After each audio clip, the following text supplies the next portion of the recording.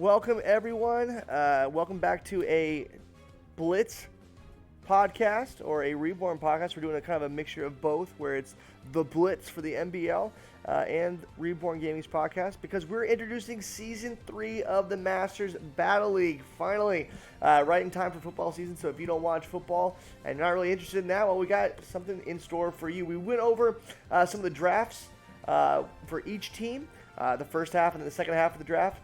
But now we're going to look at how these drafts could impact their potential standings in Week 1, what our predictions are for Week 1, what our predictions are for the season, and who's going to take it all.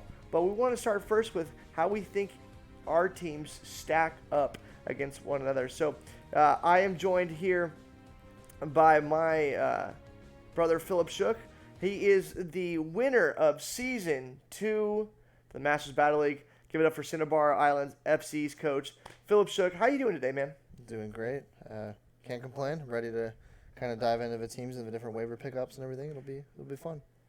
Yeah, and I am too, and I think it's going to be a lot of fun. Again, if you've watched the other two episodes about the draft itself, you have kind of an idea of where each team kind of stands. We gave our input, one as an unbiased person. Again, it's nice having Philip. It's not nice having him sit out, but it's nice to have him sit out for this discussion because it gives us an unbiased look on what to expect. And then also from a competitor's eye, what I'm looking to kind of exploit with certain teams. And it's going to be very prevalent here today. And so let's open up the conversation. I know we talked about, the draft board itself, how teams drafted. Philip, out of all that, who do you think is the best team going into Week 1? Because I have my own opinion, but I want to take your take on this. You want me to give you the best team, or who I think is going to do the best? Because So that's two separate things. I agree with you. I think let's start with that. Who do you think has the best team out of everyone we talked about? Who has the best team? I think Eric's team. Eric is Goldenrod. Goldenrod, yeah. I think that had the most well-rounded team. I think he covered all his bases. He has everything he needs to. He can respond to most different threats, and if I had that team, I would be the most comfortable out of all the teams I viewed. So it leads me to this one though. Because there's a lot of different. There's two different coaches. There's two new ones. We have some returning coaches. Who do you think is going to be?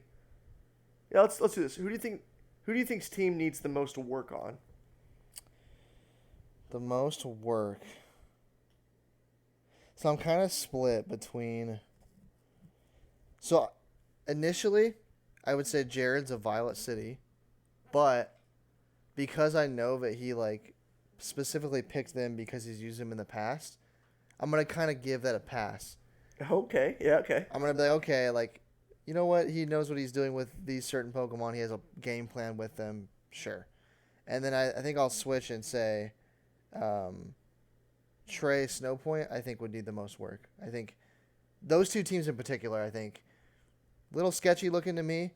Okay. And just because I've seen Jared use those Pokemon in the past, I'm like, okay, I can kind of side and give him that.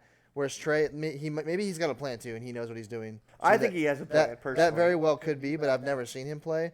And so you got kind of two things. You have a weaker team and then also a player that I've never really seen before do these types of things. He's done more VGC even. He's done singles, and sometimes there's a struggle to go from one to the other. So that is very true. Yeah, I would say Snowpoint needs a little more work.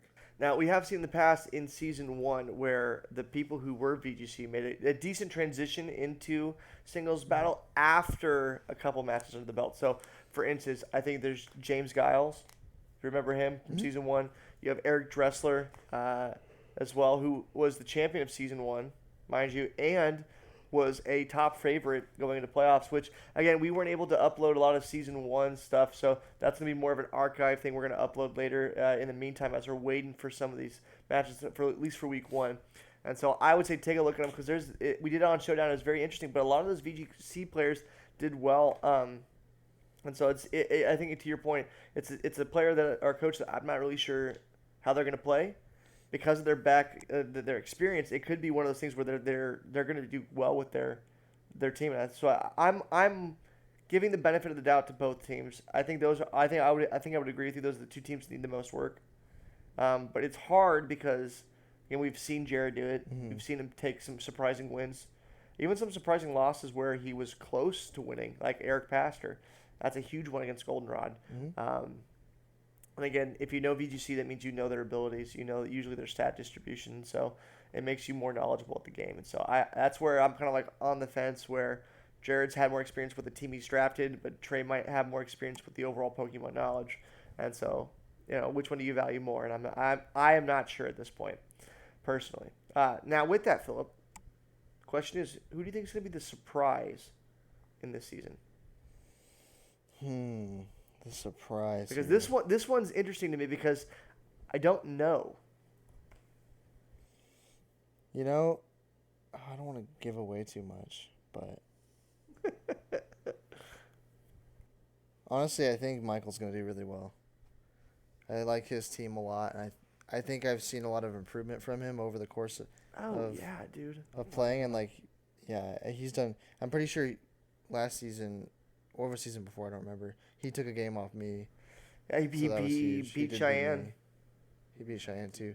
So he's beaten people that are have a lot more technical long-term Pokemon experience, and he's got a pretty good-looking team right now. So his team is probably aside from Eric's team, because I think Eric is just predominantly hazard heavy. If we're talking about overall team synergy, I genuinely think Michael has the best synergy out of any team there. Again, the only reason why I say that is because you have more hazard heavy in regards to Eric's team. They all mesh well, but when we talk about synergy where abilities and moves help one another, I genuinely think Michael's team does that job on all boards, on all fronts. Every Mon with typing and then abilities along with moves sets, they all work together. I mean, you talked about it before, Heatran and Kartana not having any issues with sand. It sets up for not only Hippowdon with hazards and stuff, and Tyranitar with his boosted special defense because of Sandstorm, but also you have Sand Rush with Dracozolt and a lot of other things that benefit from that setup. Sure. And then the potential for even a Sunny Day set with Blaziken. Again, all these things run it because again now it can be a Revenge Killer. Blaziken can runs Protect, hits up, and just sweeps. And so I think the best synergizing team is Michael. Now just because they synergize well doesn't mean they're the best team. I would say. Going back to the first question, I still think Eric probably is the best team if we're looking at just simply the draft alone. I think that's where I think he has the best team overall. And I think if you look at every draft that Eric's done, he's always up there. I think he's always had a grade of top 2, 3. Yeah, and there's a reason for that. There's a reason. I know he finished 5th last season, but dude, I know there's some prep work that he wasn't able to get done. And there's things that happen at work, but I mean, even if he has just an hour of prep, I think he wins a lot of those matches. Sure. I think he beats me hands down. I think he beats Dressler. I think he smacks him. And so that's where I think Eric is one of the more experienced battlers that I've ever seen. Definitely. Now, with that though, people when they drafted the first, even with kind of about fantasy football, any type of drafting format for any type of sport, any type of video game, there's always going to be that moment where you have drafter's remorse. Where you drafted a Pokemon, you drafted a player, and you're like, you know what? That is not what I wanted. That's not what I was going for, and I really regret picking them up. So we talked about improvements, Philip. So when we talk about waiver pickups, we talk about improving teams. What's the one team that you look at? Maybe it's the ones with improvements. Maybe it's a good team that if they had one Pokemon added, that they would be good, or that team would even be even better. What would you add to each team from waiver pickups? Maybe some Mon that would make it better. Well, let me pull up all the teams again. Yeah, no, absolutely. I just need a refresher on which one was which. So it's just under announcements. Yeah, under announcements. Okay. Yeah. Let me just go. I'll start with Dewford here. Let me see here. They need some sort of answer to electric, so I would say a ground type or a Volt Absorb, and then also some sort of speed. Okay. So that's what I say for Dewford. You want me to just go through all of them? Yeah, just lay it on me, man. Sure. Give it to me. Violet City. This is Jared. Jared, like I said, it's tough because I feel like personally he could have waited on the things that he really wanted. He could have waited till later, and it's hard to fix that because he just doesn't have a lot of good Pokemon stat wise. Is what I'm saying. A lot of his if you were to look at all of his Pokemon stat wise, he probably has lower base stat totals, so that's tough for him. So I'm not exactly sure. I think if he's got a plan, then dude, go with your plan, stick with it, and do it. Just go dude, for I it. agree. His team, I don't know how it works. I don't know how what a lot of these Pokemon even do. To be honest with you, so I'm personally, I would love to see him do well. I'm like totally rooting for him. Oh, dude, he's my favorite. I So, love like, watching his Jared team play. is gonna be so cool if he makes it work. So I don't have anything I can really say for him. That's fair. That's fair. Just go for it, dude. Use your strategy. Saffron. This is Alex. I would say drop Hydreigon or Latios. You probably don't need both. They do similar things. Try and get yourself some sort of let's see, special. He needs like a special. No, he's got special attackers. He needs some more speed, really, because he only has Zero Aura. That's the main thing I see. I can see that. That's a fair point. I think speed is a big deal. Yeah. But yeah, he just doesn't need both Hydreigon and Latias. I think he could pick up something else that would. Again, I need to see what's available, but he could pick something that would work better for that. That's fair. Olivine. He's all physical, pretty much. He's got the 2 special, Heatran and Kyurem, so he needs some sort of healer, I would say. I'm fine with his speed. I think having Blaze give him a speed boost is nice. Yeah. And again, Michael, dude, I'm gonna level with you. If you're watching this one, you may have missed the other one, bro. You got to make sure that thing has speed boost. Honestly, if it has speed boost, it's literally gonna be top tier, like beyond belief. To me, I think the least important Pokemon on his team is Cloyster. I think he could get rid of that and get something else that could heal better or provide a little bit more support to his team. Okay, so like more cleric based is what you're saying. Yeah, Okay, that makes sense. I can see that. Snow Point. I would say for him, I'm not a big fan of Glaceon. I think you could get rid of Glaceon. It just doesn't. I don't know. Like you said, you could get like Arctovish or something. You can get. Okay, so my thing was you could get Alola Ninetales to set up Hail. Yeah, and then go into Arctovish. Even if you don't get Arctovish, sure. Which again I think Arctovish is free money, but again having Alola Ninetales is probably a better option. His biggest thing though, is he needs some sort of way to deal with fighting types. That is like huge. That's probably the biggest flaw. Like over half your team's weak to fighting, and some of it's 4 times weak to fighting. Like you have to find some sort of answer for fighting types. That's like huge. Yeah, even with Incineroar's Intimidate, it's not going to stop someone coming at you with any type So here's my thing. If you have anyone who knows Drain Punch, Tyranitar, literally could just abuse that wholeheartedly, or even like a Gallade like on my team like that. I would slap Drain Punch on that so fast and burn through your team because Gallade has the ability to. He's psychic fighting. Like, so again, he's got Gardevoir kind of, but again, physical attacks. Gardevoir has like 65 base defense, so not great. It's not great, yeah. So, and Venusaur.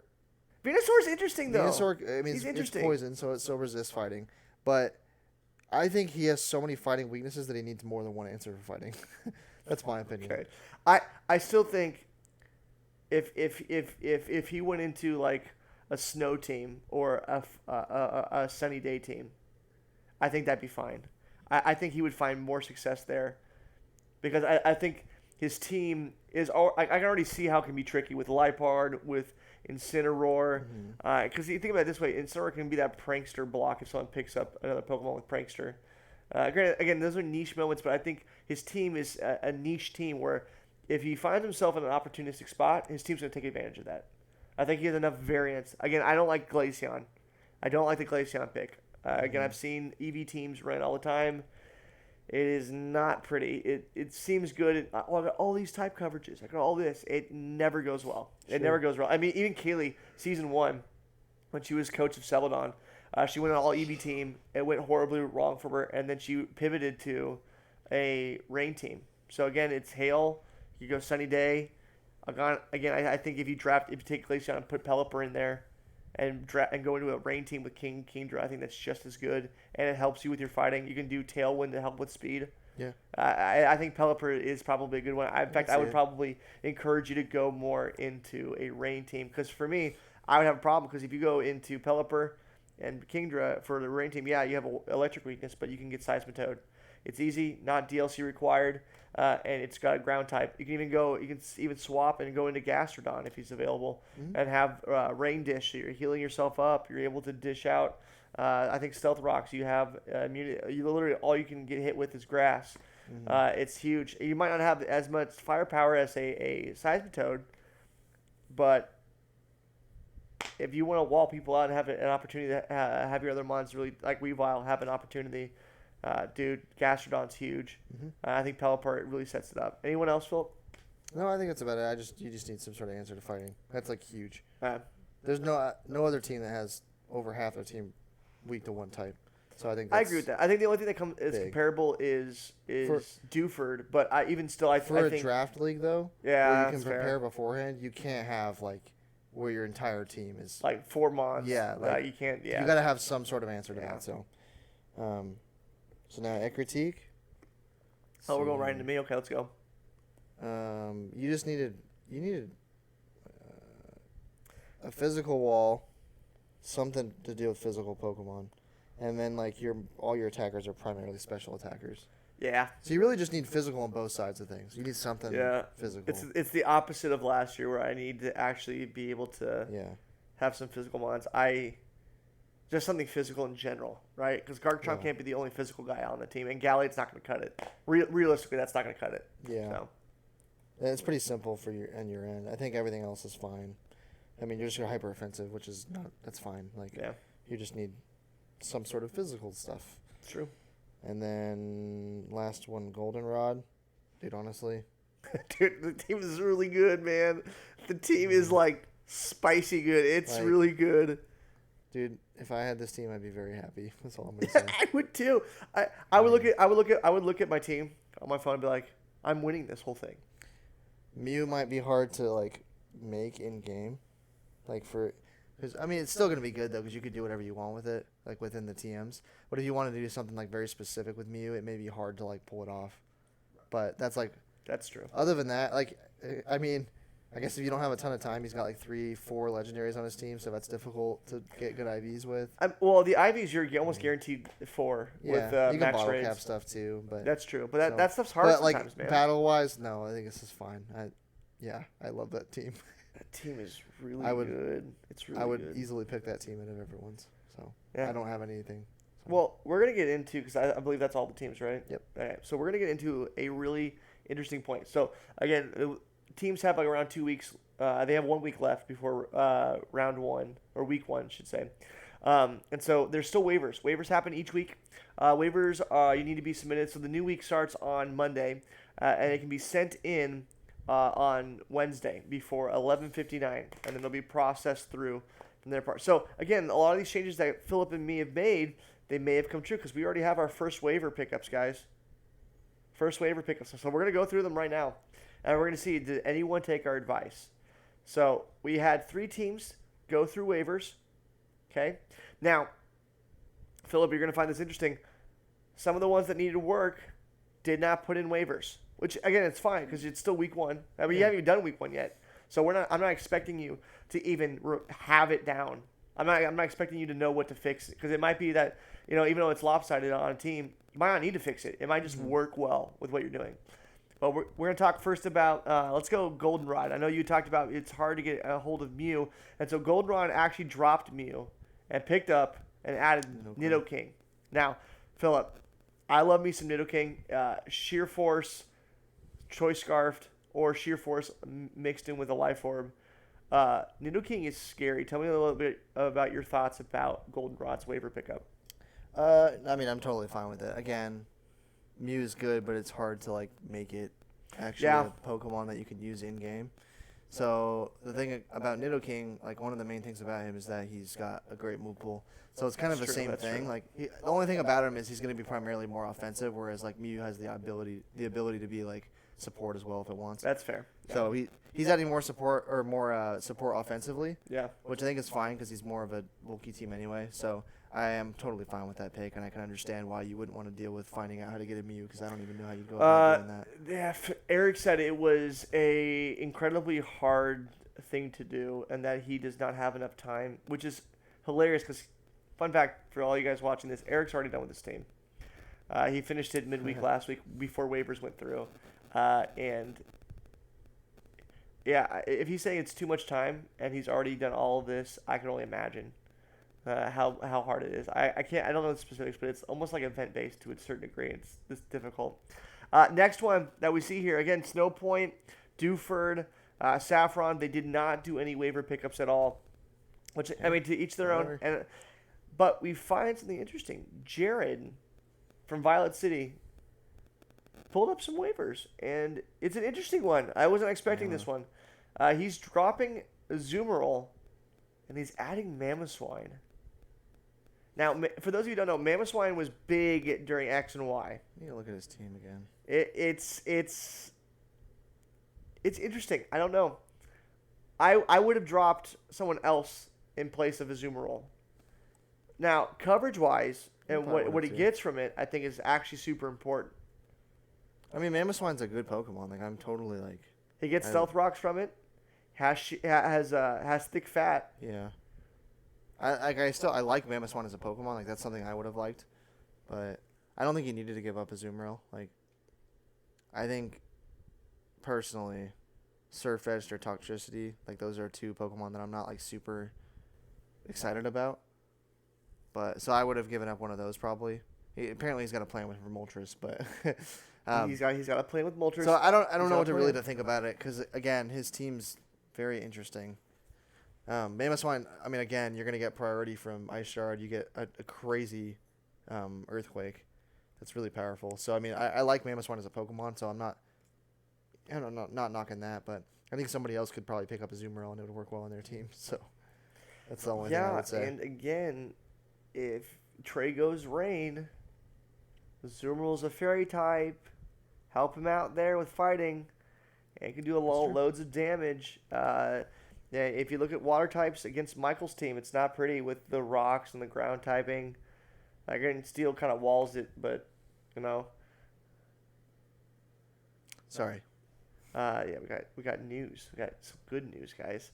But it's interesting to me that he dropped his Azumarill. I would have expected maybe like maybe not Lapras, but I think he should swap Moltres out with Zapdos. I can see that. I think if you had Zapdos and Mamoswine, I'd be okay a little bit more with the Azumarill being dropped, in my opinion. Because I think Lapras is going to be your physical healing tank. I know he doesn't have any Wish, but I still think it's better. With that, though, comes my team. Now, I usually freak out. I have a lot of drafter's remorse. I really do. And we talked about it before. I got nothing physical. Okay? I know I drafted hyper offensive. My physical attackers were lacking. It was more special based. So I did something that most people I don't think would have done, personally. Maybe not all, but I think I went further into the extreme. Okay, you have 3 picks here. I like one of the picks a lot. You hate one. I do not like one of them. And you're like, okay with the other one. Yeah. I know exactly who it is. So let me guess. Let's guess here. Let's see which ones you think. So Philip, I think that you love the Slowbro. I think you love the Slowbro. Okay? Because I think even though it's slow, it's a defensive tank that can be special and can be adaptable where it wants. I think you're on Darmanitan. And I think you cannot stand the Exploud pickup. Philip, am I correct in my assumption? 3 for 3. Yeah. Well, it's not that I can't stand the Exploud pick. It's not that. It's like Exploud's fine, but for your team in particular, you don't have a lot of bulk, and you just got rid of like a super good bulky special defense for like just a special attacker, which you already have. He's not special bulk.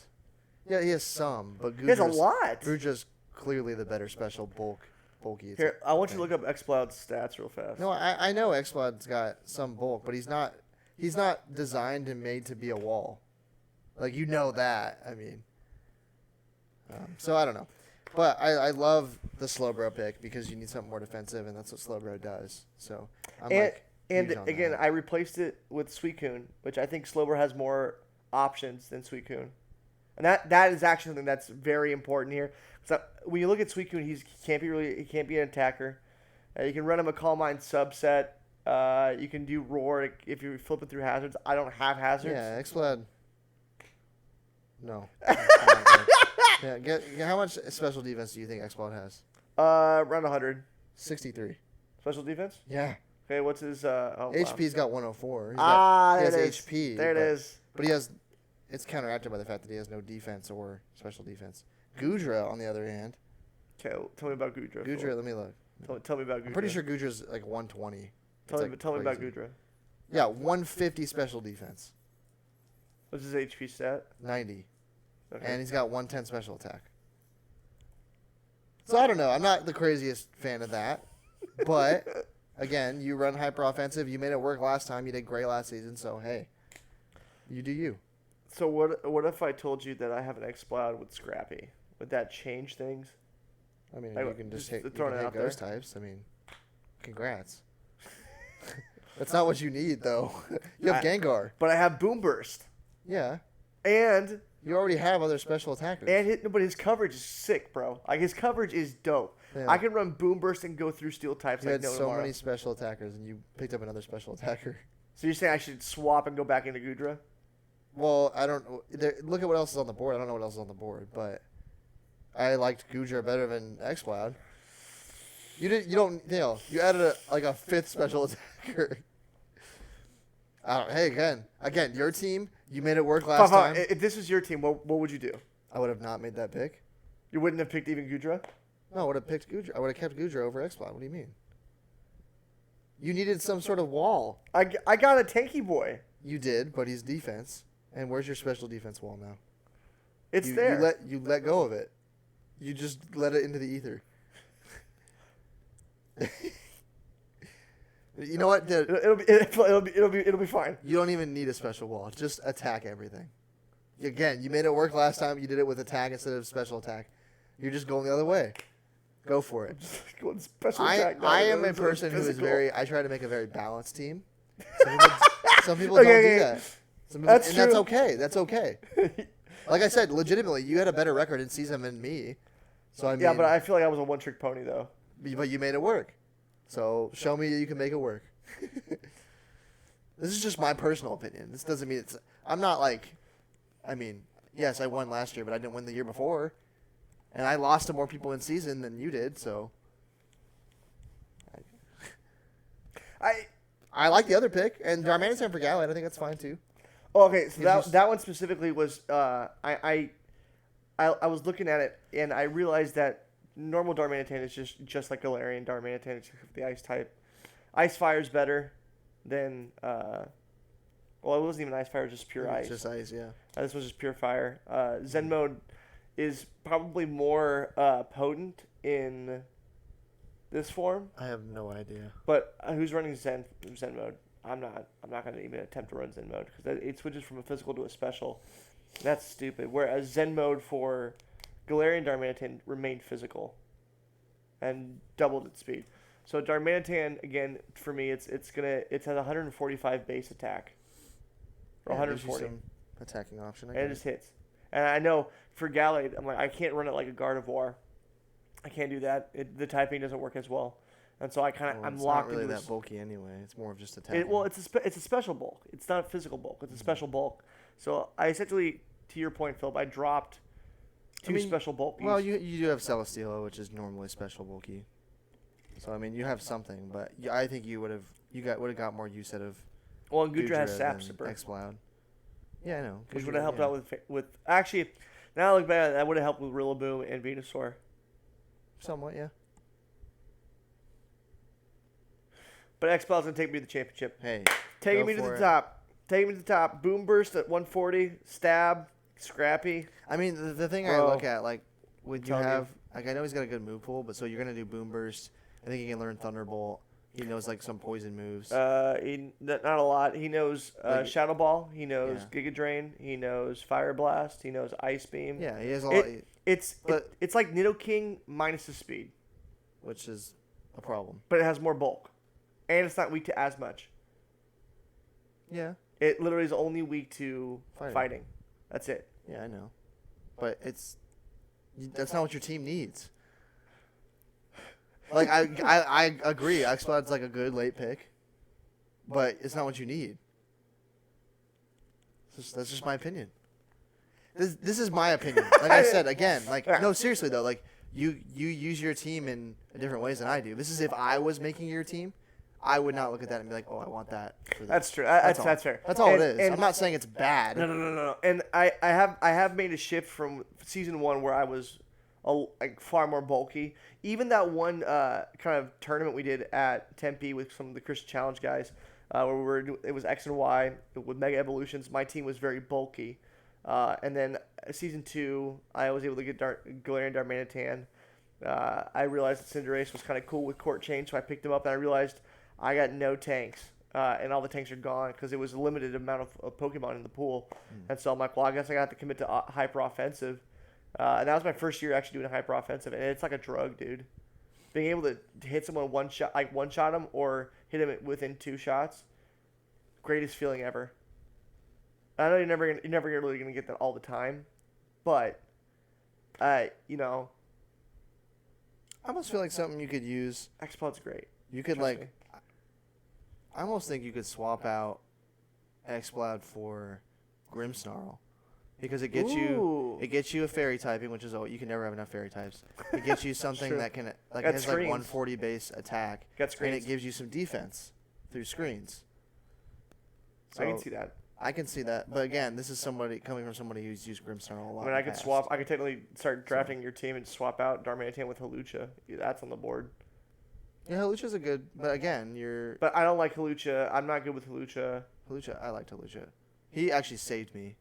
He did. He created my Gardevoir in the championship, and I still salty about that. Yeah, but that didn't matter. That didn't matter. Okay. I had my calculator. I don't care. That's a whole different story. I had a calculator. I'm sad that I led with Gardevoir. I was gonna say it was like a 130% hit from normal. Either way, I am sad. I thought you were gonna switch. I thought there was gonna be something different that you were gonna do. I lead out with Gardevoir. That's a whole different conversation. I shouldn't have let out. I should have let out. It saved me with Cheyenne. I don't remember why. I used a different ability. I don't remember what it was. Well, there's Mold Breaker. It was Mold Breaker. Because you ran Haxorus and Hawlucha with Mold Breaker. There was something on her team that like completely destroyed me. And because I switched to Mold Breaker, it helped me out, and she didn't know I could hit it, and then it killed it. Oh, Mimikyu. Yeah. It was Mimikyu. It got through because you could just brave through it, or acrobatics. Yeah. That's what it was, because Mimikyu completely destroyed my team. Mm-hmm. So, anyway, that was just, yeah. But those are the waiver pickups for, before week 1. And so, now with those changes, Philip, does it change the overall view of your teams? Does it downgrade? So, if, like, for instance, the first one with Goldenrod, obviously, Mew is hard to obtain. So, keeping that in mind, does it make his team better or does it make it worse? I think technically I'd rather have Mew.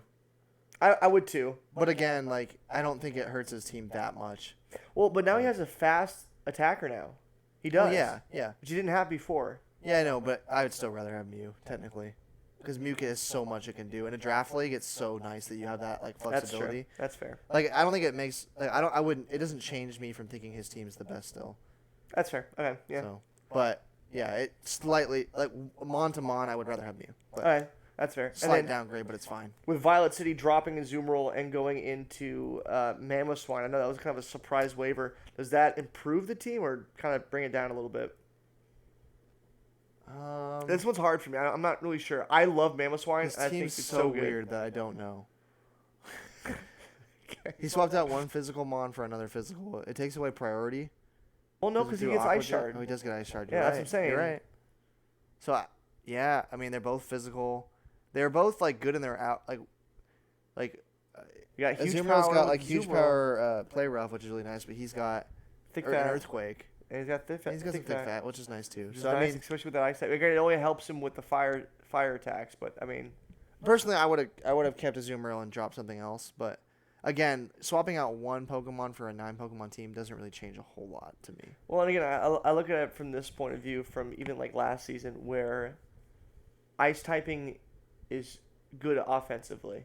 Yeah. And I think so. For instance, like if he brings Mamoswine to the Saffron City fight against Alex, he's got that one Mon can do so much for him. Yeah. And then if you look at let's bring this into a setting where he goes up against Michael. Right? There's a couple of other abilities in there that Mamoswine has that can utilize that Sandstorm. Has priority with ice. He can take out that Hippowdon. He can take out that Dracozolt pretty easily. Like, Michael would have to spec that Dracozolt a little bit more defensive or put more HP. Go HP and attack, rely on the Sandstream more. That's what he would have to do. And then if you go to... if you go to Dewford, if he doesn't play well with the Dragonbolt, potentially sneaks that one in. I don't think it's as effective. Hear me out. But again, if you look at like Skarmory, I mean, Ice is going to hit neutral. But if you look at like Mandibuzz, things dropping with the Mamoswine. And a lot of other fighting ones. And even on my team, right? It's getting dropped. Garchomp's getting dropped. Moltres is getting dropped. There's a lot of mons on my team that aren't going to like Moltres, it's neutral. It's Dark Flying. Yeah. Oh, Dark Flying. Dark Flying, not Fire Flying. Yeah. But I still wouldn't. That matchup would be interesting because you have like a lot of good fire moves too. So I don't know. It'd be. You at least have fire moves. I don't think I do.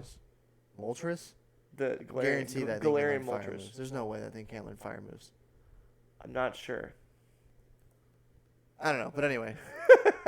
So with that though, we're gonna get into week 1 projections, and then we're gonna project who's gonna be leading the way for the rest of the season. So this one's gonna be interesting, and I know we posted this in Discord, right? Who's gonna win? So let's talk about our week 1 matchups real fast, and this is gonna be for week 1. And then me and Philip have the schedules, and we can kind of skim through to who we think is gonna pull away. Every team's gonna play each other once, but it's nice to see who they play in the beginning and who they're gonna play at the end to kind of give an idea of what seeding looks like. So for week 1, I'm gonna put this up on the screen for y'all. We got Goldenrod versus Dewford, and that one's Goldenrod FC. We talked about having the perfect team and draft. We have Dewford Town, who has a very interesting but very hyper offensive team to a degree. Then after that, our next match we have Snow Point City FC with Trey going up against Olivine and the Dracozolt Heavy Sandstream Olivine City team. And then our next matchup is gonna be a rematch from last season, which I am so pumped for, which again is going to be Saffron City SC versus Violet City. So the two teams that had some areas to improve, they're back at it again. And then the bye week, obviously, I have the bye week for the week 1. So Philip, the question goes to you, man. For specifically with week 1, who do you have winning for Goldenrod versus Dewford? I mean, Goldenrod's kind of the favorite as far as teams specifically go, and he's got much more experience, so I would have to go with Goldenrod. I mean, it kind of just better team, much more experience. Whereas Corbin's Dewford. Corbin is Dewford. It's kind of his first time. I wouldn't be surprised if he lost to Eric, and that's nothing bad on him. It's more of he just got unlucky. He's facing probably. I think he's one facing of the most experienced people, So I think he's facing the best team in the league right now, week 1. If we're going off projections based on what we talked about, I think Eric is number 1 overall. Next one, obviously, and we can go back to the slide here for a brief moment in time. We got Snow Point City FC versus Olivine City. So it's going to be Michael versus Trey. Philip, again, who do you got? Yeah, Olivine, that's Michael. So I would go Michael. I think he's someone I've seen throughout the last league, he improved a lot and did really well. Yeah. And so he's someone I only see him getting better and only doing better. And I liked his team a lot too. He was a little more on the physical side, but I think that's fine. I think Snow Point's got a little bit of a problem with their team. I don't like their team as much. I can see that. Again, he's going from VGC to Smogon, so I think there might be some adjustment to that. Whereas Michael's done this before. He's been there, and he's done some upsets before. Well, and he was slotted in for finals in VGC. Yeah. All around. That's huge. Yeah, he's been really good, so I'm going to pick Michael. All right, so we got 1 for Goldenrod, we got 1 for Olivine City, going for the 2 returning ones. Here's the kicker. We're going to go back to that slide. Here's the kicker. We're going to go back to that slide again. So Philip has Goldenrod and Olivine City. Sorry, I was muted there for a sec. But we got the matchup for the ages. I think this is the match of the week, personally, if I'm going to be honest with you. 2 guys who were fighting for their spot last season, skill-wise, pretty much the same. I almost say the knowledge-wise, it probably goes to – actually, I don't even know. But we got Saffron City SC versus Violet City.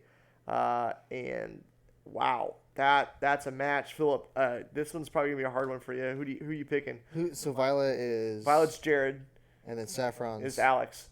Yeah, this is a tough one, man. This is a tough one. Dude, I have no idea. Yeah, this is probably like the one that could go either way. Now, guys. So, go ahead. I think personally, from what I've seen playing Alex last year, the one thing I will say is that knowledge of the game is more important than having good Pokemon. And while he does have a good team and he has really good Pokemon, I think Jared knows his team very well.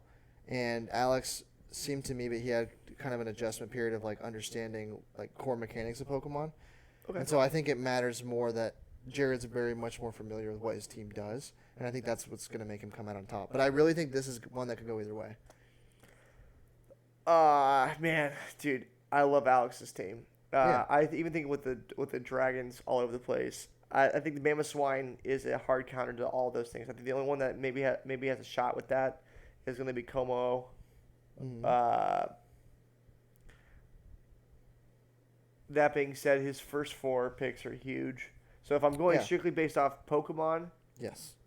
Alex. If we're doing that, I would say Alex. Yeah, I would say Alex as well. But I think there's more again, to it. and I know I know there was actually a huge conversation in Discord. I know Shep was talking about this with me, a couple other people as well.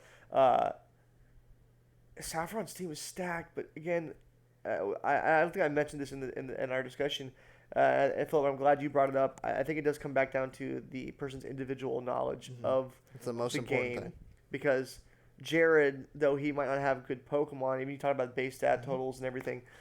Gosh, dude, I go back. He knows what he's doing. Yeah, I go back to when he played Eric. I go back to when he played me. I go back to when he just kind of took some wins off some other people. He went down it was like 0-4, 0-3 in the season.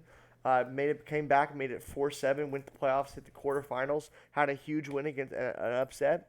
Like, dude, and again, the Dutchman, the Dusknor, he actually changed some of the moves around, and he did. Oh my gosh, dude! It was I think the initial one he had was Assault Vested. He had Shadow Punch, Ice Punch, Fire Punch, and Thunder Punch. And though those are not the strongest moves, he had coverage for literally almost anything he came into contact with. And he ran it physical.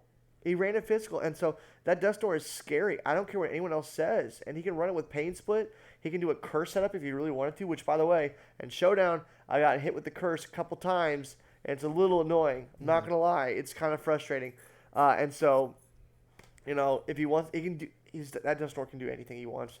I think Crawdon's a great revenge killer. And so I think, again, with that knowledge, having the same team as last year, having more Pokemon knowledge even now, being able to build up on that.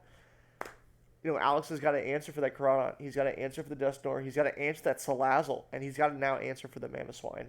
And that, God, it's a toss-up, bro. But I think I have to put the edge to Violet City. Now, with the other ones, I think for Michael specifically, I think his team is. We talked about synergy. I think his synergy is that much better than Trey's. Where Trey is going to have to start bringing some really complex VGC strategies into a singles format, which he can. He definitely can, and be able to abuse those strategies. But Michael has that better team right now, draft wise. Again, that doesn't mean that he's going to lose. He's going to win outright. In fact, I think both these guys. I think Trey's knowledge of VGC and then Michael's rapid growth and just knowledge. I think that'll even itself out, and so that's where I'm going to err on the side of the team format or the team synergy. Eric and Corbin. I love Corbin's team. I think with practice with Cheyenne leading up to week 1, I think he'll do a lot better than people are giving him credit for. But Eric's team is just, God, dude, it's just so well constructed. And like hazards, like I'm sure Corbin, if you eliminate all the hazards that were going to be in play, and you just if hazards were banned, I think that this matchup is so even, it's not even funny. But because hazards are there, and because I don't think he's going to know about Nidoking.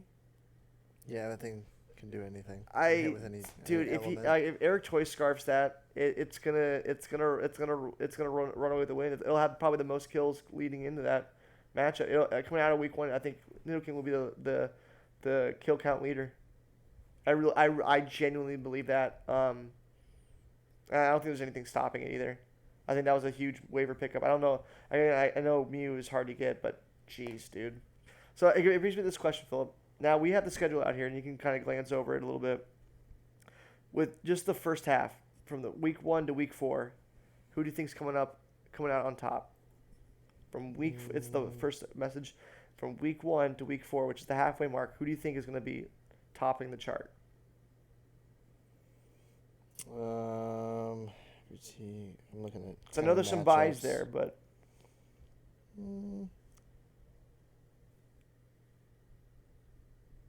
Oh yeah, Eric Pastor calling.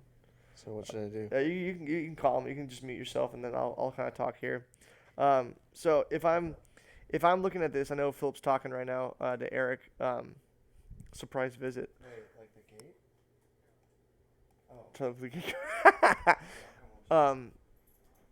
so just looking at this from a prediction standpoint, again, I'm thinking Goldenrod has it in week 1, and the Goldenrod's gonna play me in week 2.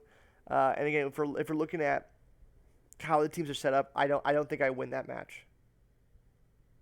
I don't think I win the match at all. I think Eric goes 2-0, and then if we look at Eric playing Olivine, that's where I'm not sure. I actually would put the edge to Olivine because of his Sand Rush team, which is crazy.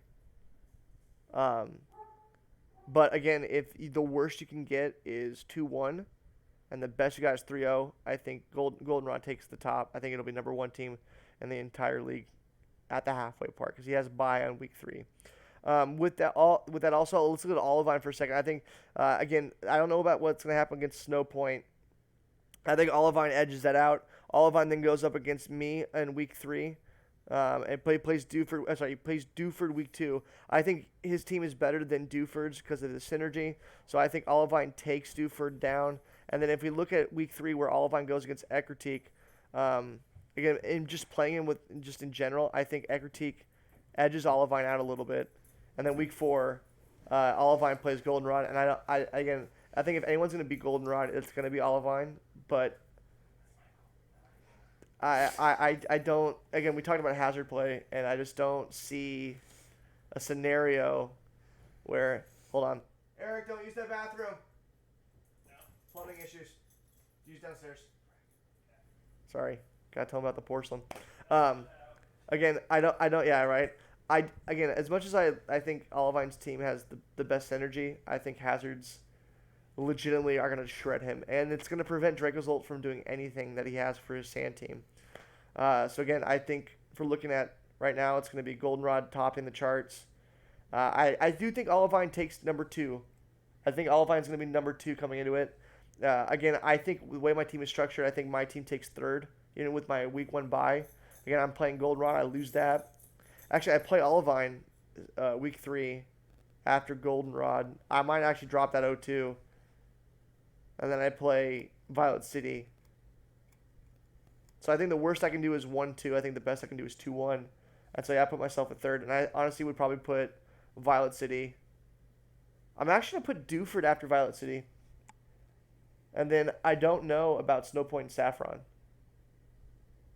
I don't know. Well, it's tough right now. Because I think we some teams have buys, so it messes things up a little bit. It does. But if I had to order, I want to be a little bit bold here. Okay. The only thing about I think the top 3 teams, not in any order, just the top 3 teams are Violet, Goldenrod, Eckertique. So you're saying Violet City is better than all? No, not in any order. Oh, not in any order. I'm just saying those are the top 3 teams. And if you look at, I would normally pick Goldenrod as being. Do you mean Olivine or do you mean Violet? Who's Matt? Who's not Matt? Michael? Michael. That's Olivine. Olivine. Because I know you mentioned that before. Sorry, Olivine, Goldenrod, and Eckertique. Those are like my top 3 teams. And if you look at the schedule, normally I would pick Eckertique as being, Goldenrod as being the number 1. But wow, they play. So yeah, he gets Duford, but he also plays the 2 other teams that I think are in the top 3.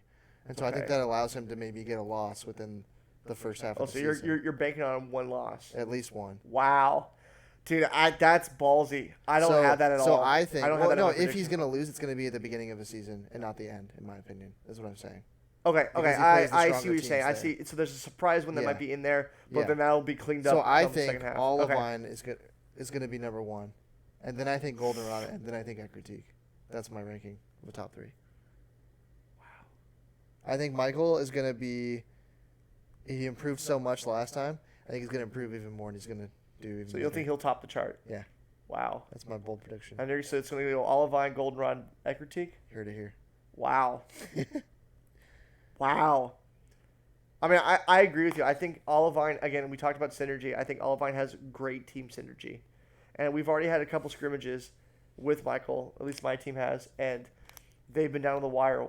There was one that was one hit last touch. Mm-hmm. Like if anyone touches each other, we're dead. And so yeah, I agree. I think Olivine, once he gets his team down, I know he's working on it. Like tonight, he's messaging me, dude. I think he's gonna be set. Now if we scroll up here, we got 3 more weeks left. So after that halfway mark, we have Olivine number 1. Now when we look at the last 3 weeks though, does Olivine still top your chart?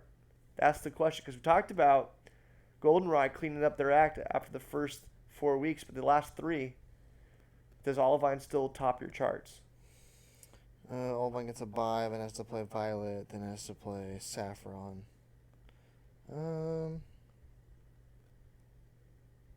Does your top 3 change? That's the real question I'm trying to figure out right now. Let me know, my guy. I don't think Goldenrod's going to drop any other games. I don't think they will either. So I think at most, worst case scenario, Goldenrod loses 2. I don't think that's like worse. Like I'd be the height. Yeah, I think he'll lose only 1. Whereas, but the thing is, here's the thing: if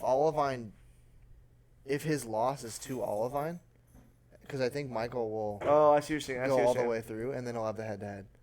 Got you. So I'm going Olivine. You're putting Olivine number 1 going to the playoffs. Let's go. Wow. Okay. Wow. I'm keeping my order the whole rest of the season. Jeez, you're putting Olivine 1, Goldenrod 2, Ekritik 3. I respect that. Maybe not the Olivine 1. You heard it. Jeez, dude, that's wild. Oh my gosh. Ekritik. No, sorry. Goldenrod's gonna lose to Olivine, and that's gonna be the reason why Olivine's number 1. Once. Put it once. Wow, dude, that is going to be that's a hot take. They're both going to. That's a hot take. They're both only going to lose 1 game apiece, and that's what's going to be the reason why. Okay, so what? I'm still confused on the basis. You're saying because Michael's kind of that unknown, but he's scaling so hard with his knowledge, you think he's just going to surprise him? Yeah.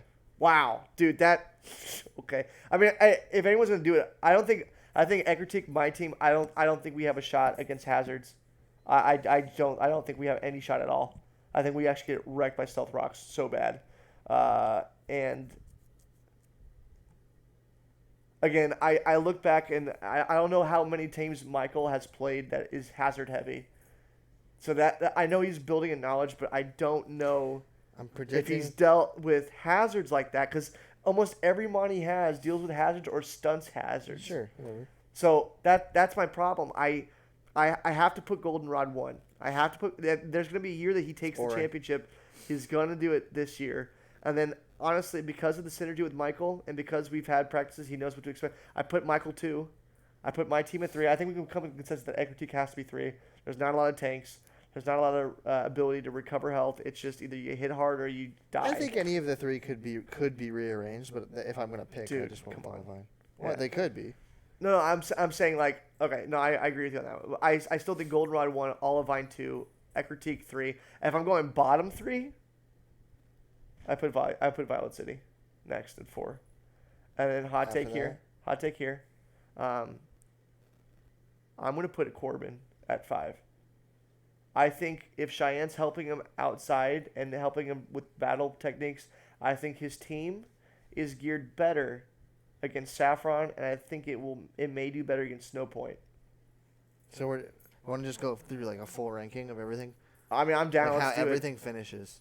This is like season. Okay, so like playoffs, including the whole league is done. The whole thing. Okay, let's talk to me. Olivine is number 1. Wow. Okay, yeah. No, continue. I'm sorry. I'll be quiet.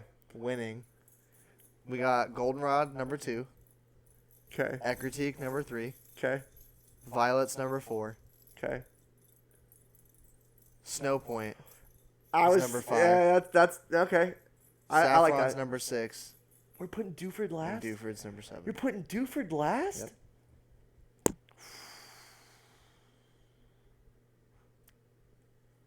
Someone has to be last. No offense. Someone had to be last. Dude, I have no idea. I honestly, the bottom 4, I have no. I probably put Violet City at 4, but after that, I have no idea. I like the thought of Dewford being able to take the team and being able to really take it farther. But to your point, Snow Point, despite their draft, has that VGC knowledge back there. It has that knowledge that Corbin doesn't have, that Alex doesn't have, and even Violet City doesn't have with Jared. That's the thing. It's like, yeah, his draft was not singles oriented at all, but if he can fine tune it, how he works with it, and implement some weird strategies with prankster sets, I think he takes it. I think he moves up drastically. I still put Goldenrod winning it all. I don't think there's any team in this league that can handle that much hazards. I think we can agree he's the favorite. So like, I would we agree. can agree right now. Like, you know how like Tom Brady's the GOAT in football. Oh my gosh, we're doing this right now. We're doing I'm this just right kidding. now. I'm kidding. Yeah, I think he's the clear favorite. Most experience, has probably the most success. So, but I just think Olivine's gonna get the experience and pull the upset and come out on top. So you're really okay. So I'm going all in, baby. Michael, don't let me down.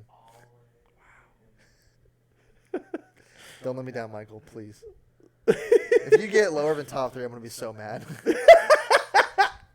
Wow. Okay, so you're banking on him putting a second star on his crest, on his little logo. Okay. Wow. I still think Goldenrod. Okay, we want to feature guest. Yeah, here. Let's have him come up. So we got the coach for Goldenrod here, Eric Pastor. Eric, talk to me a little bit, man. Yeah, it's good. Talk to me, man. Am I good? Yeah, you're on. What's going on, man? We're good. I don't even know if I can name all 9 of my Pokemon, to be honest. Let me try. In order of what I picked, who did I take first? I know who you took first. Oh, I took Landorus. I'm gonna say that's the and best then pick. on the turnaround, easily Intimidate. I mean, me and Phil were talking about this. It's singles. It's singles. I think if you don't know, if you have never played Pokemon, it's an pick. But if you've played a little bit of singles, that is the best. That's the premier pick. According to Smogon, he for OU, he is on 54% of teams. No kidding. 50. That is wild, dude. That is wild. That's crazy. Who did I take on the turnaround? It's your favorite mon to pick as of late. It wasn't Ferrothorn. No, Ferrothorn was 3. Yeah. It was someone else who is steel type.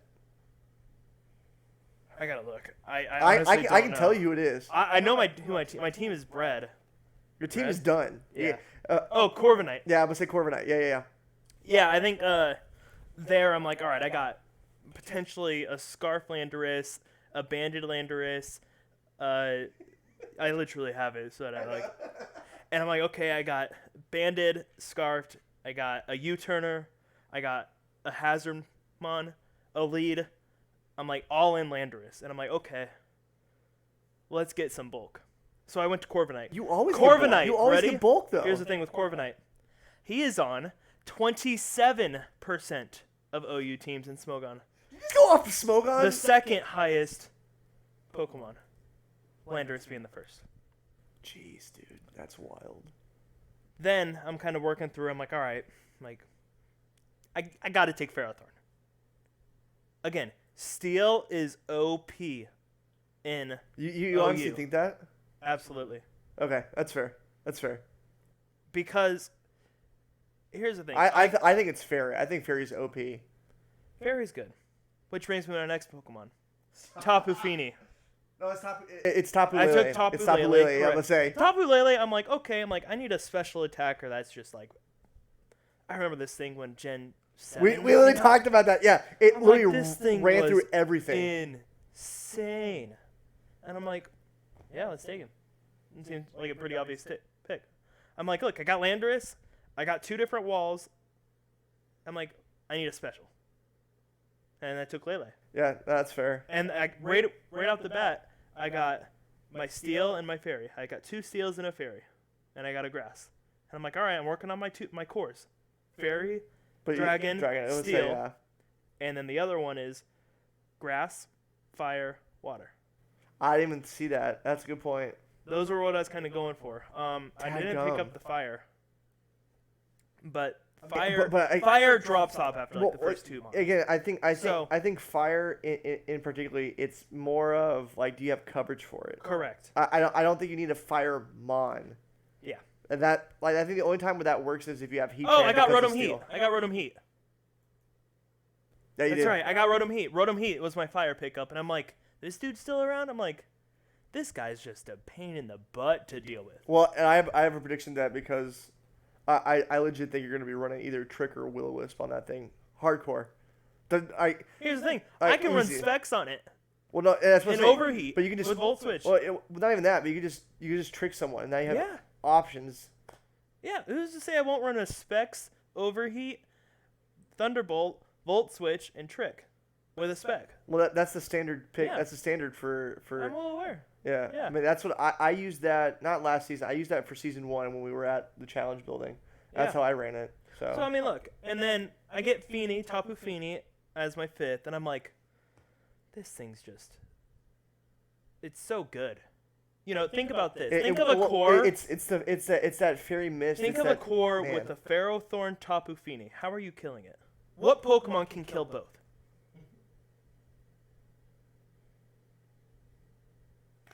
It would have to be someone who hits it for neutral damage and doesn't mind the steel typing. Both are walls. I think the only. And you got Misty Surge. No, yeah. So priority doesn't mean it. No. Priority is Tapu Lele. Hazards and status is with the misty terrain. Correct. Yeah. So I'm like, those 2, who can break that? Again, it has to be a neutral hit. It has Yeah. to be a neutral hit. So no, I'm not gonna say because I know Philip already clowned me for it. I'm not gonna Explode. say. Yeah. I knew he was gonna say it. So then I get You have Feeny, boopers. and I'm like, all right, I am very stacked right now. I got Lele and Feeny. Yeah. I'm like, I need a dragon type. I think Garchomp I think you took Garchomp. Or someone took Garchomp I took early. Garchomp first pick overall. I took him Yeah, the first that's right. pick. So someone took Garchomp. Like Dragapult was already gone. I was like looking at either Hydreigon or Dragonite because I'm like, I need a dragon. Wow, I didn't think about that. You were looking at Hydreigon? Yeah, oh yeah. You'd probably make a trade for him if you really wanted to. Yeah, but here's my logic. What it came down to, I'm like, all right, I got Landorus, Therian as a physical, right? Yep. Corviknight, Ferrothorn, Feeny. I'm like, whatever. They're more walls. I got Lele as a special, and I'm like, all right, I need a physical. And I was kind of looking at Rotom too, because I think someone took Rotom Wash, and I was kind of upset. It was Corbin. He sniped it from me. I was really really and ticked so off. I'm like, all right, I'm like, I know, I'm like, I'm gonna get a Rotom. I'm like, I think I can get Rotom Heat. Let's go with the physical dragon. And then I'm just like, Dragonite. Like, duh. Everyone looks at a Dragonite and is just like, what is this thing gonna do? oh no. It's like, I cannot let this thing get a Dragon Dance off, especially with multi-scale. And then it's like, I need hazards. I need rocks. If you don't have rocks, You can't deal with it. good luck. You have to get on a switch in. Yeah, and it's like, Or why would I ever or switch in faster. with him? I wouldn't. So, I'm like, just another threat, in all essence. I get Rotom Heat I'm like, another good coverage. I was kind of looking at my team, and I'm like, I have a weakness to, I'm like, I got too many flying types. That's a I had fair assessment. Corviknight, Therian, and Dragonite, and I'm like, I need like an Ice with electric and an red. ice counter. Yeah, you definitely do. Yeah. And I'm like, let me go with Rotom. I'm like, it's both. I'm like, it's perfect. Granted, that is true. obviously Landorus counteracts the ground, obviously, or electric because it's ground type, but nonetheless, I'm like, I got too many flying mons. So I'm like, okay, I need a Rotom. I got Rotom Heat. I was talking to a consultant during the draft. Oh, I know who that consultant is. He already he he was already talking he up already here. spilled the beans. So hey, everyone could have used him. I was just the one that was fair. like, hey, That's fair. I'm like, I need a fire type. Sending in screenshots like, what do you think? He's like, what about Rotom? I'm like, it's a really good idea. I think I was like, he's already gone, and then I'm like, wait, no, he's not. But what's up, dog? And then I pick up Mew. Yeah, but I didn't know. Yeah, was like, I didn't know either. That's didn't the know thing. either. So I pick up Mew. I'm like, oh, you know what? What's better than an all-around Pokemon that someone looks at and is like, I have no idea what this thing's gonna do. A Pokemon that does something the exact opposite of what its stats are supposed to do. Correct. But at the time, we got Mew, and I was like, Mew is just annoying. Philip was pointing this out, and I think I would have to agree. I think when we look at draft leagues specifically, and you look at Mew's his value, he could be that special attacker. He can be physical. He can be setting up screen. He can be a wall. It's like a Jirachi in a sense. He can be a cleric where he's able to heal. The fact that he can learn any move, I genuinely think like if you're not picking him in the first 4, which is why I genuinely think people knew that it was hard to get. I don't know why I didn't even think about Mew, but I would have been in the same boat, same impasse. But I mean, still, he is one of the best mons in draft league. Yeah. So I pick up Mew. I'll touch on what I dropped and added in a sec, and then I'm at the point I'm like, okay, I need a last mon that is just unique. Is probably the best way to put it. Unique would be I'm a like, great my word team to is use. very. Stop licking my leg, dog. Anyways, I'm like, I need a mon that is unique, something that someone looks at and is like, what? And I currently had no counter to dark type. Did you really not have? No. You had fairy. But I had Lele, I had Mew at the time. And then I was going through my team, and I'm like, no one really resists dark, right? Landorus would eat it. I mean, Landorus still gets hit normal. Yeah. Corviknight, I'm pretty sure gets hit normal. It used to be half, but now It it's used not to, anymore. it's just a normal hit. Ferrothorn gets hit normal. Lele is neutral because it's fairy. Because it's psychic too. Yeah, you're right. Tapu gets hit normal. Dragonite gets hit normal. That's true. Yeah. Rotom gets hit normal. Mew gets super effective. And then at the end, I'm like, I need something to figure out dark types. Okay. And that's so I'm like, and I need a dark type. That's the other core. Yeah, is the dark fighting psychic, I think. It's a weaker core. Correct. Out of all the ones that are physically there. It's the weaker one, and that you saw that more like during Gen 3 with Hoenn. Like having that core was like super important there.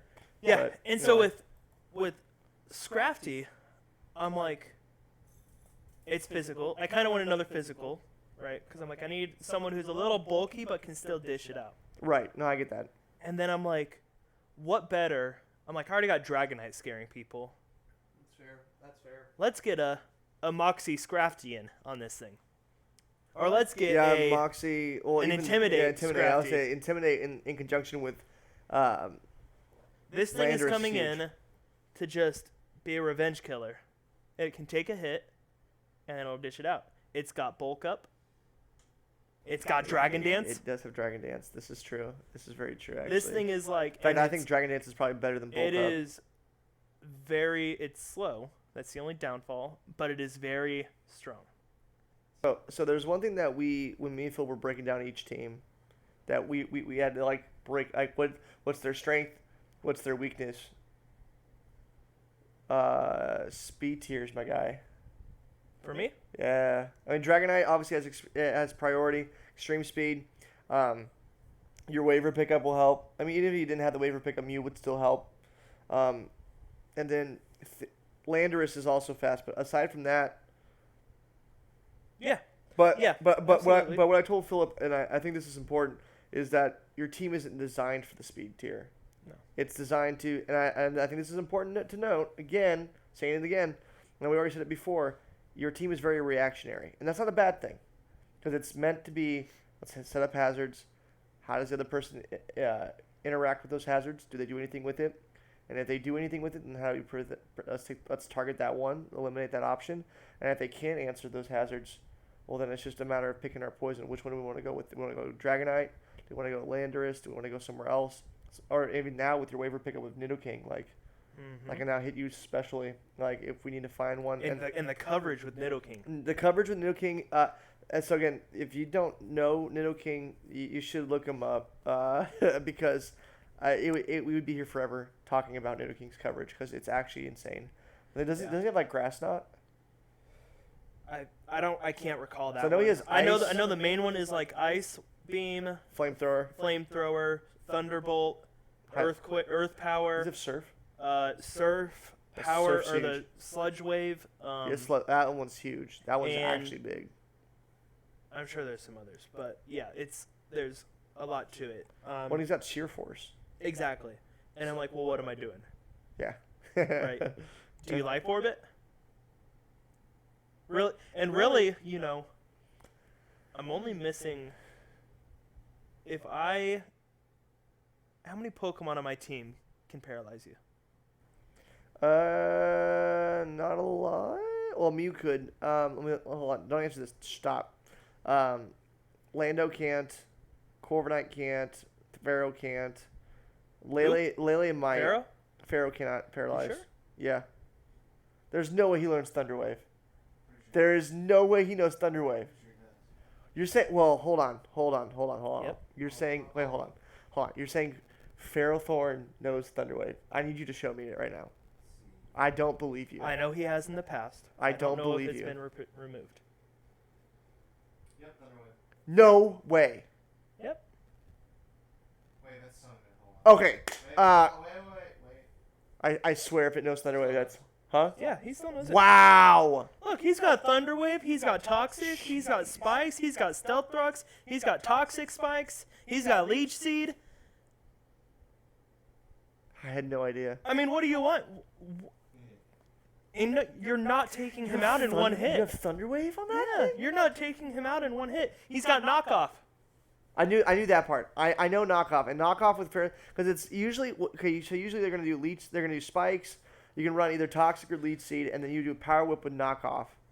But you're saying you don't even need the power whip. You can just swap into Thunder Wave and just knock off and just have him be a complete debuff. Yeah. You know, it's what are people the most afraid of with this team? Hazards.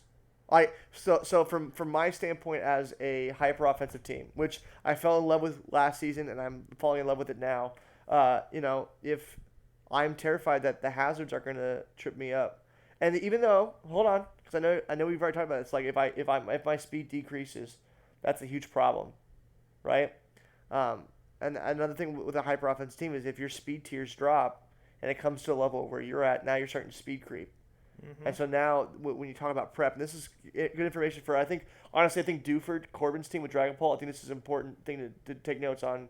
So if you're watching this, take notes, is that when your speed gets halved, especially with a team that's heavy, slow, and hazard heavy, that speed creep becomes, even the smallest investment in some of your tanks, like a Tapu Fini, then all of a sudden that Tapu Fini becomes a sweeper. Or if you're looking at a Scrafty, one Dragon Dance comes a sweeper. Dragonite without Dragon Dancing can sweep at that point. Yeah. And even if it got one Dragon Dance, even without the speed tier drop, you can do Dragon Dance and multi-scaled extreme speed, which is in past gens So has been the a moment killer. we're talking about Paralyze, right? So it's Right, Pharaoh, Thorn, right. and Rotom, right? Absolutely. How many of my Pokemon can trick? Good deal, actually. A lot of them. Yeah, a lot of them. What's the worst thing that can happen to a Lele? hyper offensive team? Well, you get locked into something. Flame Orb. That's fair. that Send out your guard shot. that I'll is trick fair. him. Eat your Flame Orb. Okay. You know, it's like things like this people don't really look at. That's a fair point. You got a lot. I mean, Rotom can trick. Both Lele's or Tapus can Both trick. Tapu Fini and Tapu Lele can both trick. I even think all the Tapus can trick. Mm-hmm. Even Tapu Bulu. So yeah. And then, how many people can Toxic? Literally everyone. Actually, no, everyone can toxic. That's actually a thing. Yeah, everyone can. Yeah. Yeah. Oh, they can't. They And can. Yeah. that's what, how many hazard people do I have on my team? I do over half, easily over A half. lot, yeah. Because if you're So including, you look at- hazards as statuses, then yeah, I would say so. You look at, what my team is comprised of, and it's like, okay, it's a very well-rounded team. It's not super fast, That's fair. but when you look at it and try and prep for it, It's a nightmare. It's an actual nightmare. what are you even thinking that I'm bringing? I got to double intimidate with Landorus and Scrafty. Yeah, but okay, so let's do this mock thing right here. Let's Okay. do this. Okay, so if my team with the waiver pickups is in there, okay, I know first and foremost that my special bulk is not there, right? We know that. Even though I can run Celesteela, there's plethora of answers. Ditto King with Thunderbolt is one of those big ones, right? So we got that. Tapu Lele is going to hit him with neutral damage, and that's not fun. Along with Tapu Fini.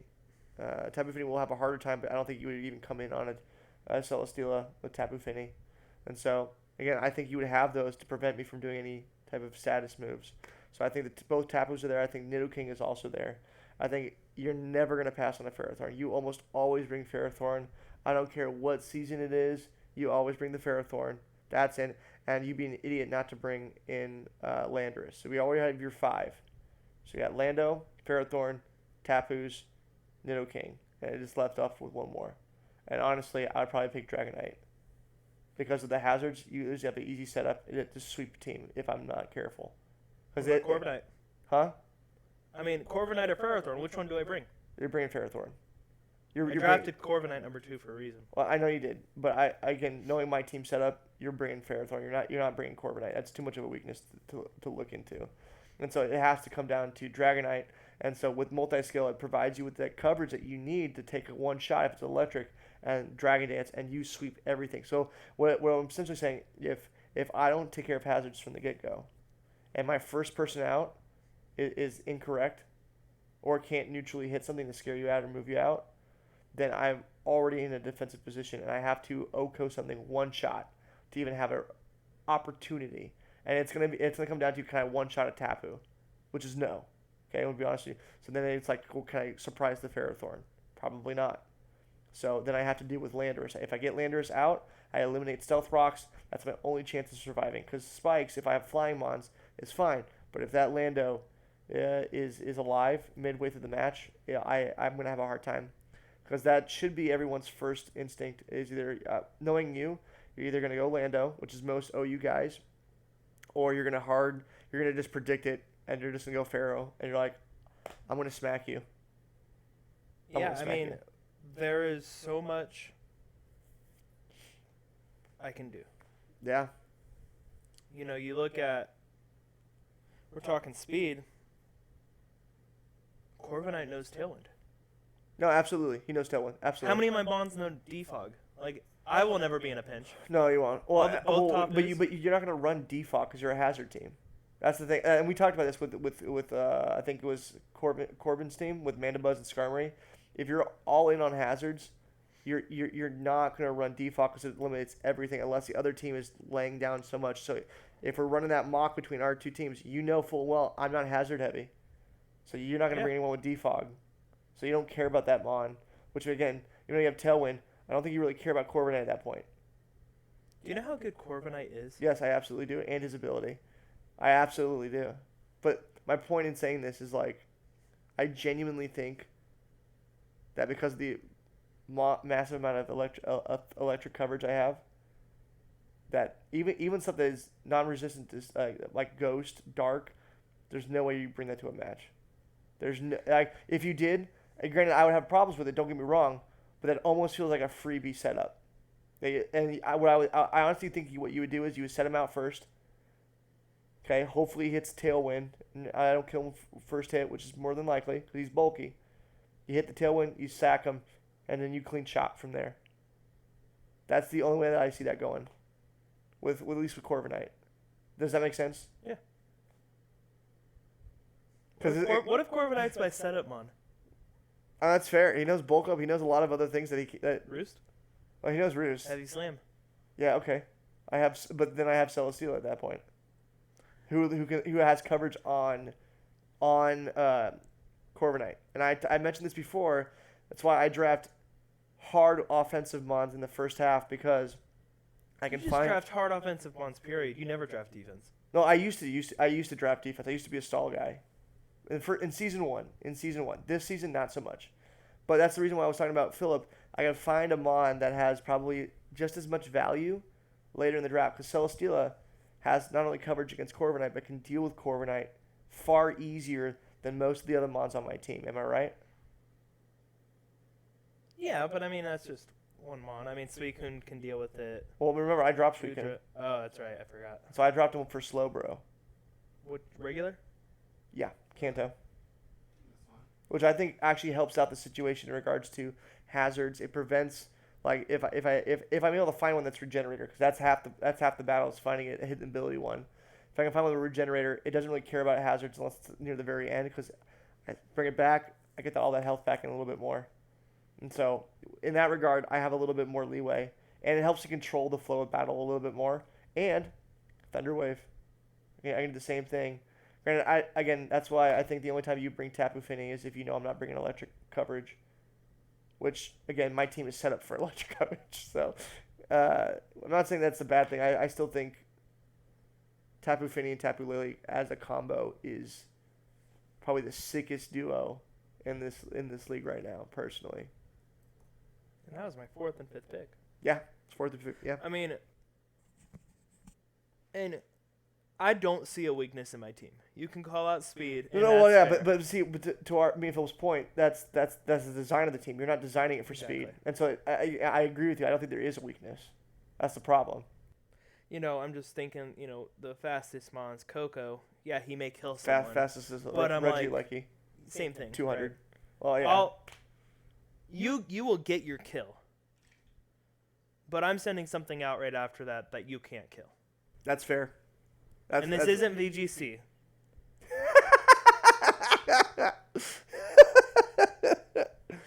And so I had an issue with speed in VGC, and it was You annoying. had a big issue with VGC, yeah. And so I'm in my playground. I don't know what this Gmax madness is. It's garbage. I don't know what this Mega Evolution stuff. I'm like, I couldn't care less. I'm like, this is straight up Gen 6 battling that we used to do. With Garchomp and all these other ones, absolutely. Absolutely. This feels like season 1 all over again. Yeah. And back in that challenge building. I mean, that's what it is. It is that. Minus Z moves. Just the good old Flamethrower Blissey. Shut up. You weren't the only one that fell for it. I wasn't.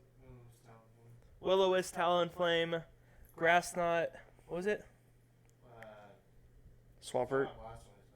Yeah. Didn't you have a shiny Swampert that you No, that was rolled? James. That was James. You're right. Yeah. What did I have? I felt like Grass Knot on a random Pokemon and just Hey, hold on. Greninja. But That's that same one, that was the DS one. That was before we went to the challenge building. That was at Justin's place. Mm-hmm. You remember what I had that caught everyone else off guard too? Explode. Just saying. It's there. It really is Gen 6 all over again. That was the game. Anyways. Especially So let's get on to this. Let's get on to this season, right? We can talk Okay, about because we're already at an teams. hour and We can then talk some. about teams forever. We could. So- Let's season. Who do you have going? One. Actually, who's? Give me a ranking at the end of the season, playoffs and everything. So none of this mid-season stuff. If you had to finish it We're off. jumping there before I even give a review on like Okay, some fine. teams. You can All review it. You can review it. Fine. As long as I'm at 6%, we're good. So let's just start in order. I think is probably the best way to do it. Corbin, yes. you started off strong, really did. Dragapult, Toxapex, solid, right? I'm not gonna knock that. Urshifu, good pick. That's actually Again, a solid pick it's a good pick. especially if you're subbing. Oh my gosh. Like I said, these are good picks. Volcarona. That thing's scary. That thing is scary. Stop. Quiver Dance? Oh my gosh. This isn't Gen 6 No, anymore. we just said Gen 6. We just said that. Throw out rocks, it's dead. I mean, that's fair. That's fair. Rotom Wash, always a classic. I was a little annoyed. Gotta that go you right got back. him. I wanted him. Apparently Nate wanted him. Rotom Washes is just was Rotom good. Wash is like It's good. it will It's always really be good. a good OU Pokemon Absolutely. I agree. for the rest of its life. Skarmory, again, it's not. It's a 06. it's a lesser It's Corviknight. not Gen 6, but that's all right. It's a You just it's valid. It's not bad. Bisharp, that's a good pick. bro, that's a solid pick. A lot of that people late always too? look at Bisharp and they're like, "What does this Pokemon do?" Knockoff. It's Knockoff for it's really days. strong. Does it know Bullet Punch? And no Sucker Sucker Punch. I know Punch. that. Yeah. Okay. Yeah. Still has priority too. Yeah. And then Mandibuzz, another good pick. Getting some more bulk. Victini. I That- actually wanted Victini. That is terrifying, my guy. Dude, V Create is so scary. I wanted Victini, but I already took Rotom, and I was like, okay. That, Overall, dude, I think it's a good team. I'm a little unsure as to how it's gonna work. I feel like you got a lot of Pokemon that are just good when you look at it, but the synergy of you got a Volcarona setup, but then you got like a ton of walls. You got like Toxapex, Rotom, Skarm, Mandibuzz, but all of those are like electric, yeah. Beckham. Philip said that. right? Yep. We said And the I'm same like, thing. okay, that's an issue. And then I'm like looking at where's the electric counter? Oh, there's. I none. don't see any There's, ground there's type. none. Yeah. I don't see any grass type. Right? And that's where I'm kind of like, okay. It's not the best, but I it's a strong team. I agree. I think he'll do well. I think he'll do better than people are expecting him to do, and I think he plays you week one. I mean, obviously you'll see where that bar is and where he can improve. So, Yeah, I think he's got it's a solid team. I'll give that draft a Oh, you're gonna grade it. I'll give it a B minus. I think it's a decent team. I think it's I think it's a better, decent I think it's better team. than most. I feel like you need to change some up. I don't know. I'm trying to think of like ground types. Donphan's always a good one. He's a rapid spinner. Donphan, that's Donphan. coming. I mean, I get that, but that's coming out of left field, my guy. Yeah, but Donphan's always been a classic, defensemon, right? It's physical defensive. It can still hit hard, and it's that electric coverage. It's nothing sexy by any means, but it's I mean, that's it's fair. good, right? Okay. Yeah. Move pool's weak, but that's kind of a thing I would think about. I think Skarmory and Mandibuzz are doing the same thing. You got to pick one or the other. I would personally do Thunderous Therian for him. And Philip brought up that if you're trying to bust up speed tiers, Thunderous Therian or a Jolteon that knows Volt Absorb would be a huge swing. I wouldn't go Jolteon initially, No. but if that's the only thing that's on the board with Volt Absorb and others that they can help, I would Yeah, probably I'm go just that. looking. I'm like Skarmory and Mandibuzz. They do the same thing, right? No, well, no, not. They're both walls. They're both They're walls. both okay. So they're both walls, but Mandibuzz is meant for taking out hazards, whereas Skarmory is meant to put on. And that's where I was talking to you about. You got to pick one or the other. Now it allows for. Here's a good point. I don't think he'll bring both at the same time. No. So you don't know what team he's bringing. Is he bringing the hazard set or is he bringing the defog Yeah. set? So Like I that said. that way. It's a B minus. I think it's a good draft. Okay. I think he can do something with this team. I think he'll do fine. All right. Also, I don't like how his logo's covering like the Dewford town and like the image that it got. You see, it's like covering it. It's like too big. The little circle on the bottom. Oh, whatever. That you see it? Now you see it.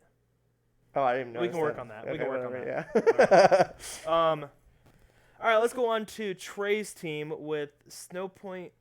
Snowpoint City FC. It's from Sinnoh. Yeah, it's a Sinnoh Is region. that 5? 4, yeah. I never played that game. Okay. So, all right, I got some questions for this team. I've seen some. I got. Okay, so He made moves, right? no, he did not. He tried to, and someone got it before. No, he retracted it. Okay. Stop licking my leg. Corona. Go away. Corona. Go away. All right. Weavile first pick. I think that's a good move. Triple Axle is No, easily stop, dude. stop. Okay. Just listen to me. What you know? You know, like I can't wait until Triple Axle on a Weavile walks in and wrecks you. Wait until like round 40 at Weavile. Here's the thing. Probably round 3, honestly. I would have tell picked him you- up later down. You have the second pick in a fantasy football league. And you are like, okay, cool. You jump and take Darren Waller. It's a good pick. It is a good It's Pokemon. a good pick. It's a good football But- player. You gotta know the situation. I mean, I understand if you want to build a team on this, and it's going to be one of his core mons that he must have, and he needs to take it number 1, okay, he can say that, and that's fair. dude, But you're telling me, just looking at some of the other Pokemon that went bro, in round 1, I have an idea of how to. hold on, Clefable, Therian, Landorus, Koko, Garchomp, Tyranitar, Corviknight. You know, we're looking at Toxapex. Toxapex is dirty. I hate Like- against Toxapex. I despise Toxapex. I get it. But that made me be like, not gonna lie. So, and this is gonna sound like I'm ripping your team, which I'll give a draft for it. But I want to take a step back. I'll give a grade for it, but I want to take a step back. I'm sitting here and I'm like, I'm 6th pick. Not a chance I get Landorus Therian, the best Pokemon. I in will OU. say I was surprised that it dropped to you, and I was actually really salty it dropped to you because it was either him or Garchomp on my board, and Because I'm sitting Man. here and I'm like, Dragapult, I'm like, okay, Dragapult's good. Dragapult. Dragapult is is just, it's a monster in OU. I'm like, okay, I'm like, I can see that. And then we get Weavile, and I'm like,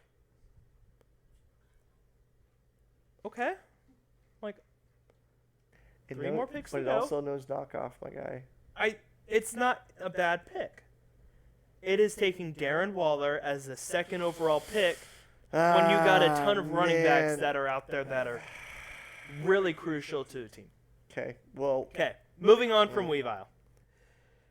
Gardevoir, not bad. You know, I'd say that's a solid B Pokemon. I would put that at like 5th or 6th round personally. I agree.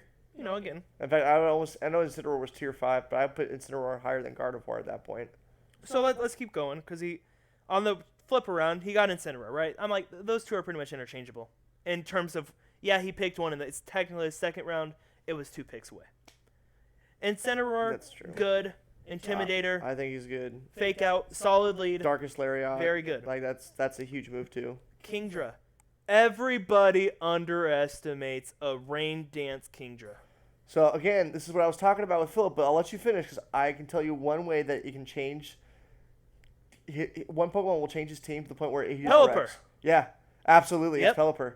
If he picks up Pelipper, his team is so scary. Or what's the frog Pokemon? You're thinking Politoed. He's not available. He's not available here. So again, it goes. Okay. But even to your point, you can get Pelipper and Seismitoad. But I'll let you finish and I'll explain why. So, Kingdra is good. Kingdra is very good. I mean, Kingdra's if dirty. Kingdra gets a Rain Sniper? Dance up, you are in a lot of trouble. I would agree. I agree wholeheartedly. And so he just needs a Pokemon that can have a Damp Rock. Because you look at some of these teams, a lot of them don't have a Sandstorm Pokemon like Tyranitar. Well, no, but also no one wants to deal with a rain team. No one. Exactly. I don't think anyone's set up for a rain team. Kingdra's a great pick. I love Kingdra. I think Well, it's Kingdra's Water always Dragon, an too. underestimated pick. You never want to go against a Kingdra.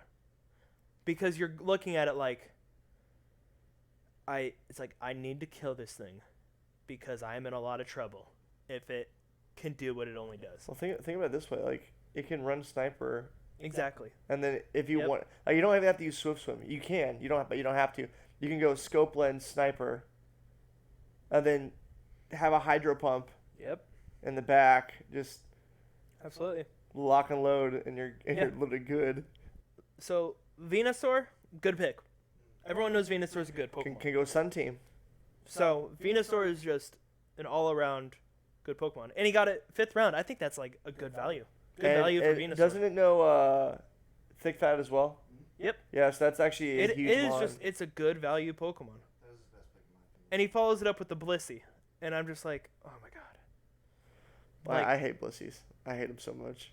I Yeah, can't stand him. Blissy's just a good pick. I was annoyed because I was looking at Blissey, You would. You and totally would. it got taken. Granted, I don't know if I would have, but definitely in the 8th and 9th round, I was like, is Blissey out there? And he wasn't. And I was like, all right. Yeah.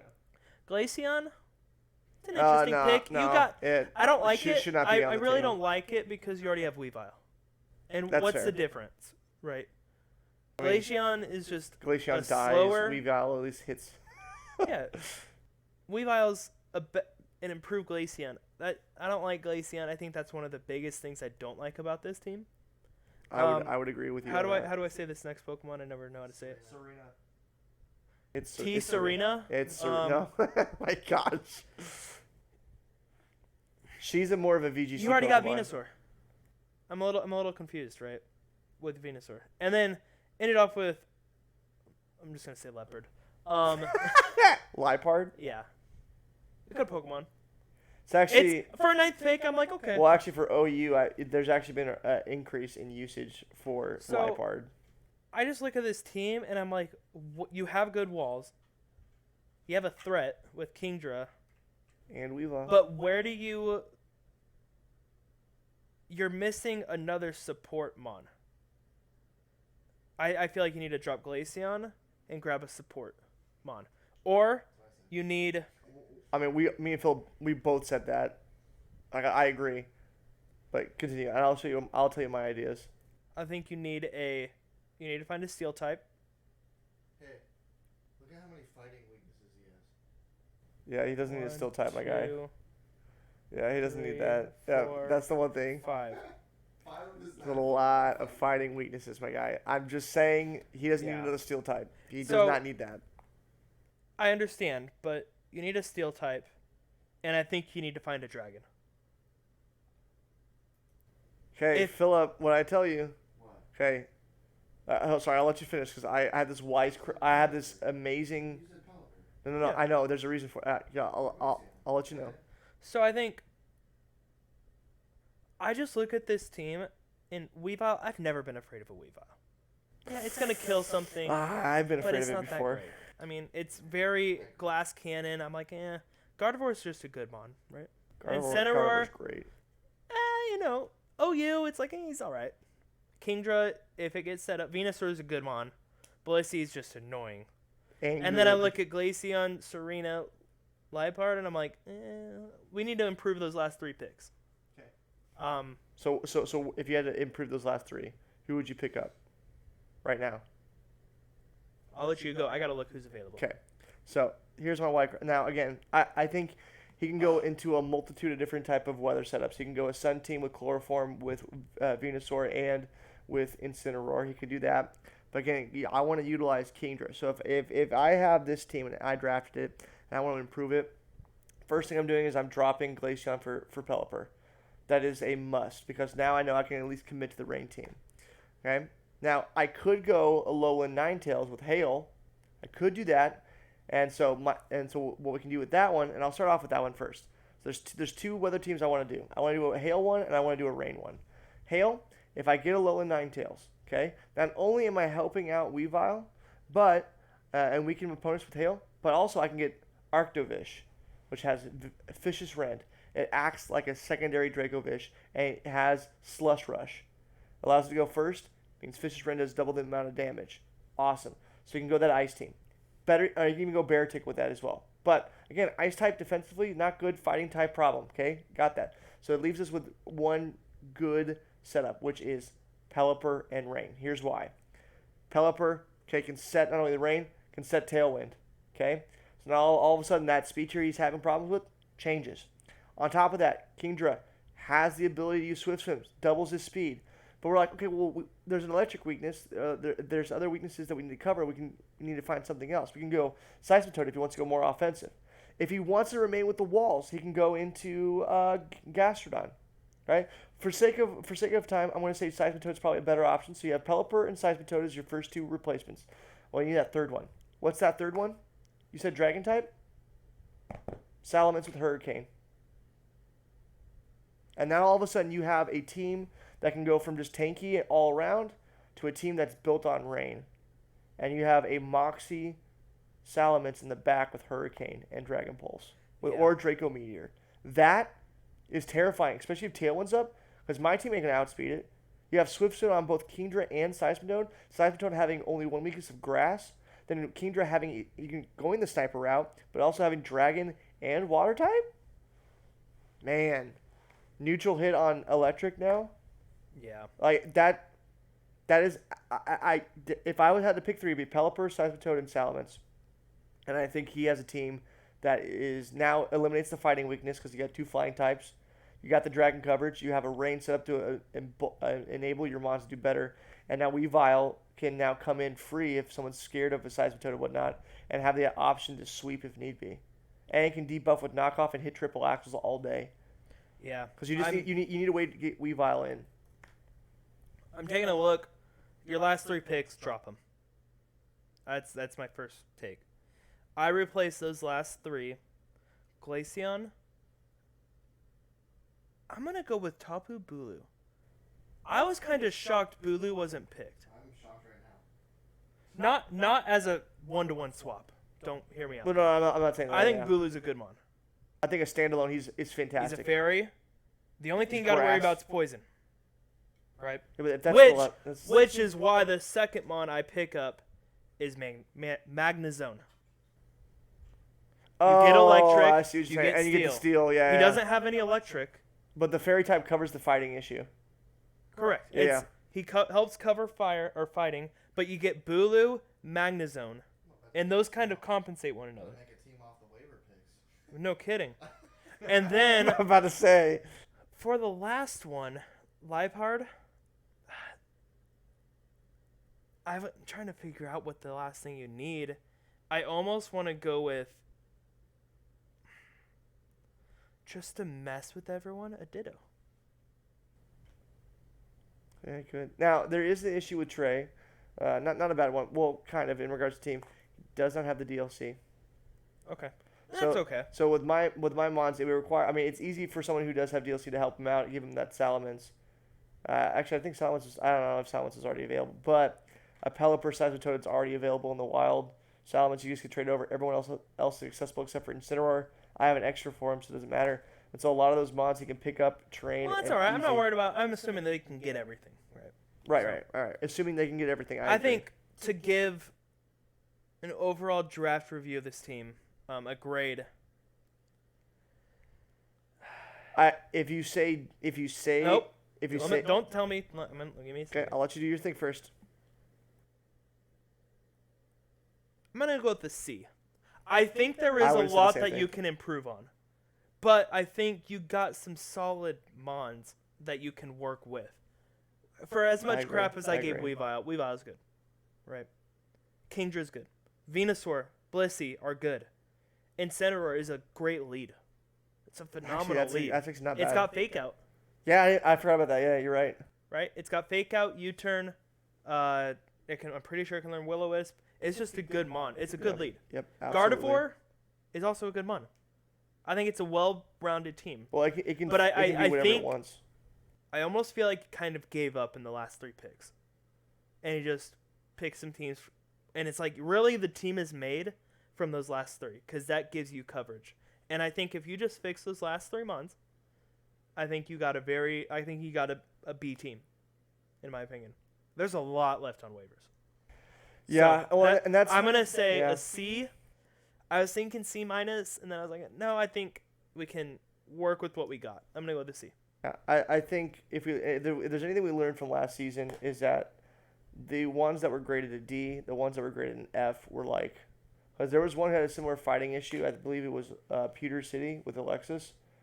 If you had a fighting Pokemon, you're literally just gonna run. I know Psychic Mon, because she had all fighting types. You just kill her. That was the F because there's so many fighting types. And then you had one with Brandon who was a little bit more evened out. It was just electric was just wrecked everything, and so yeah, that was a D. Here he at least has coverage in other areas.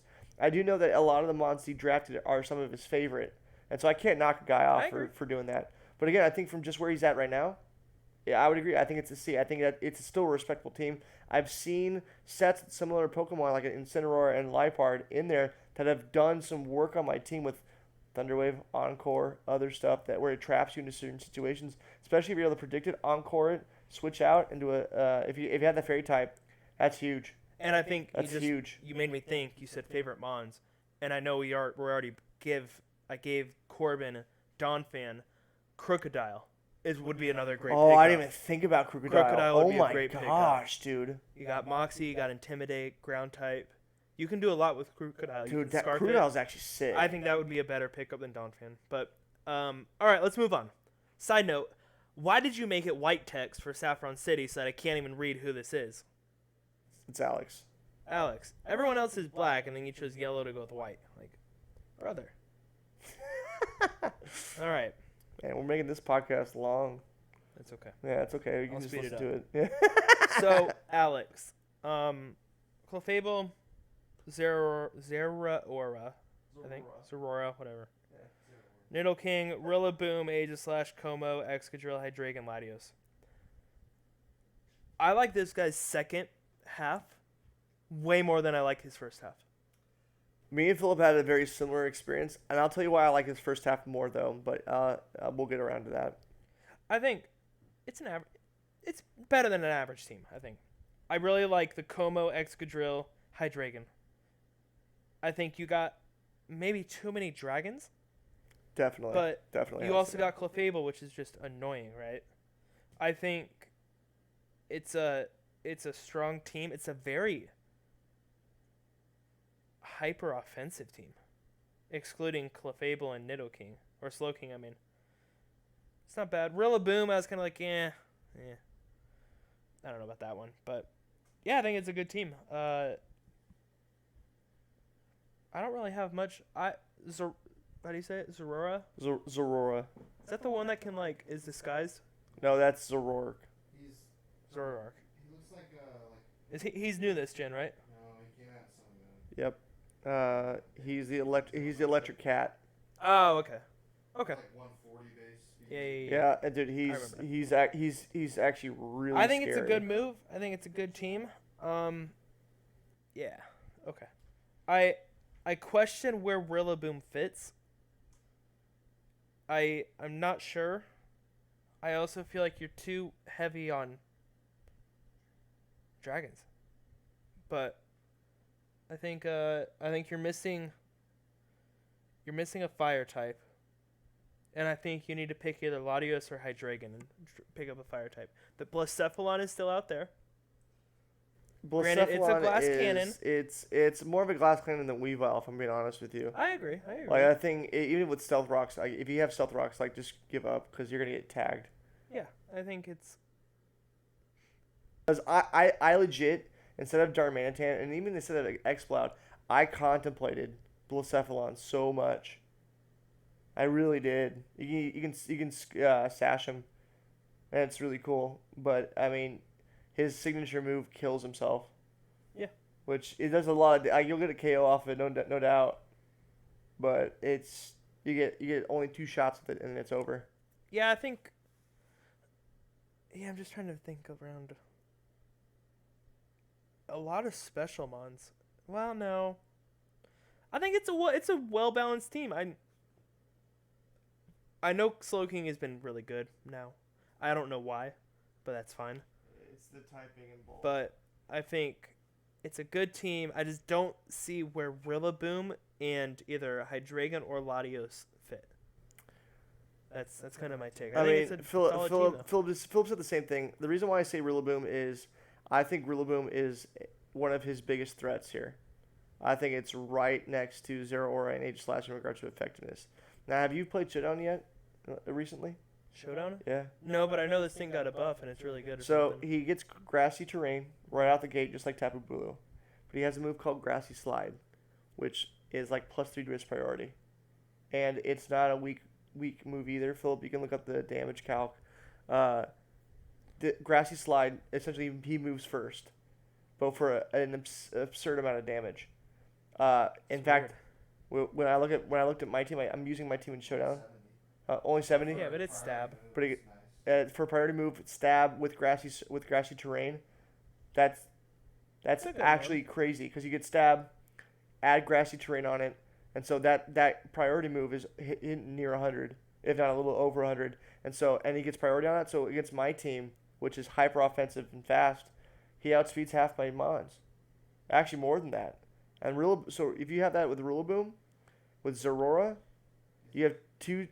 On your grassy terrain, it's +4 priority. +4, yeah. It's like the same as like fake out. Yeah, so Rillaboom That's insane. Rillaboom is actually +4 priority with Grassy Surge when Grassy Terrain gets up there. Like that alone, I actually would put him higher than Zorora, to be honest with you. And I put Aegislash above Rillaboom. I think Aegislash is his best overall attacker. I would put Rillaboom and then Zorora because I think Rillaboom's gonna have more opportunities than Zorora. Because when you throw Zorora out, you know what you're expecting. Rillaboom, bro, have you seen a hammer arm hit you that hard? Oh my gosh. He's got a lot more coverage than Zorora does. And so I think Rillaboom is far more scary than Zorora because you know what you're going to get with Zorora. Aegislash is freaky. Me and Phil talked about it. Special or attacking extra drill. It's extra drill. I think if he's going to drop anyone, it should be either Como or Hydreigon. I think Latios, with his abilities to be bulky but also having that psychic type, is massive.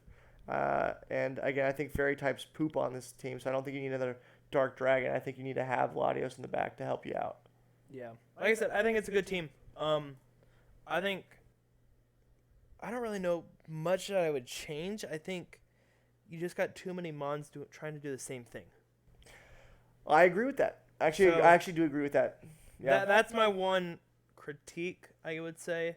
I guess Como, Hydreigon, and Latios, I've said it. I don't mean to beat it to death.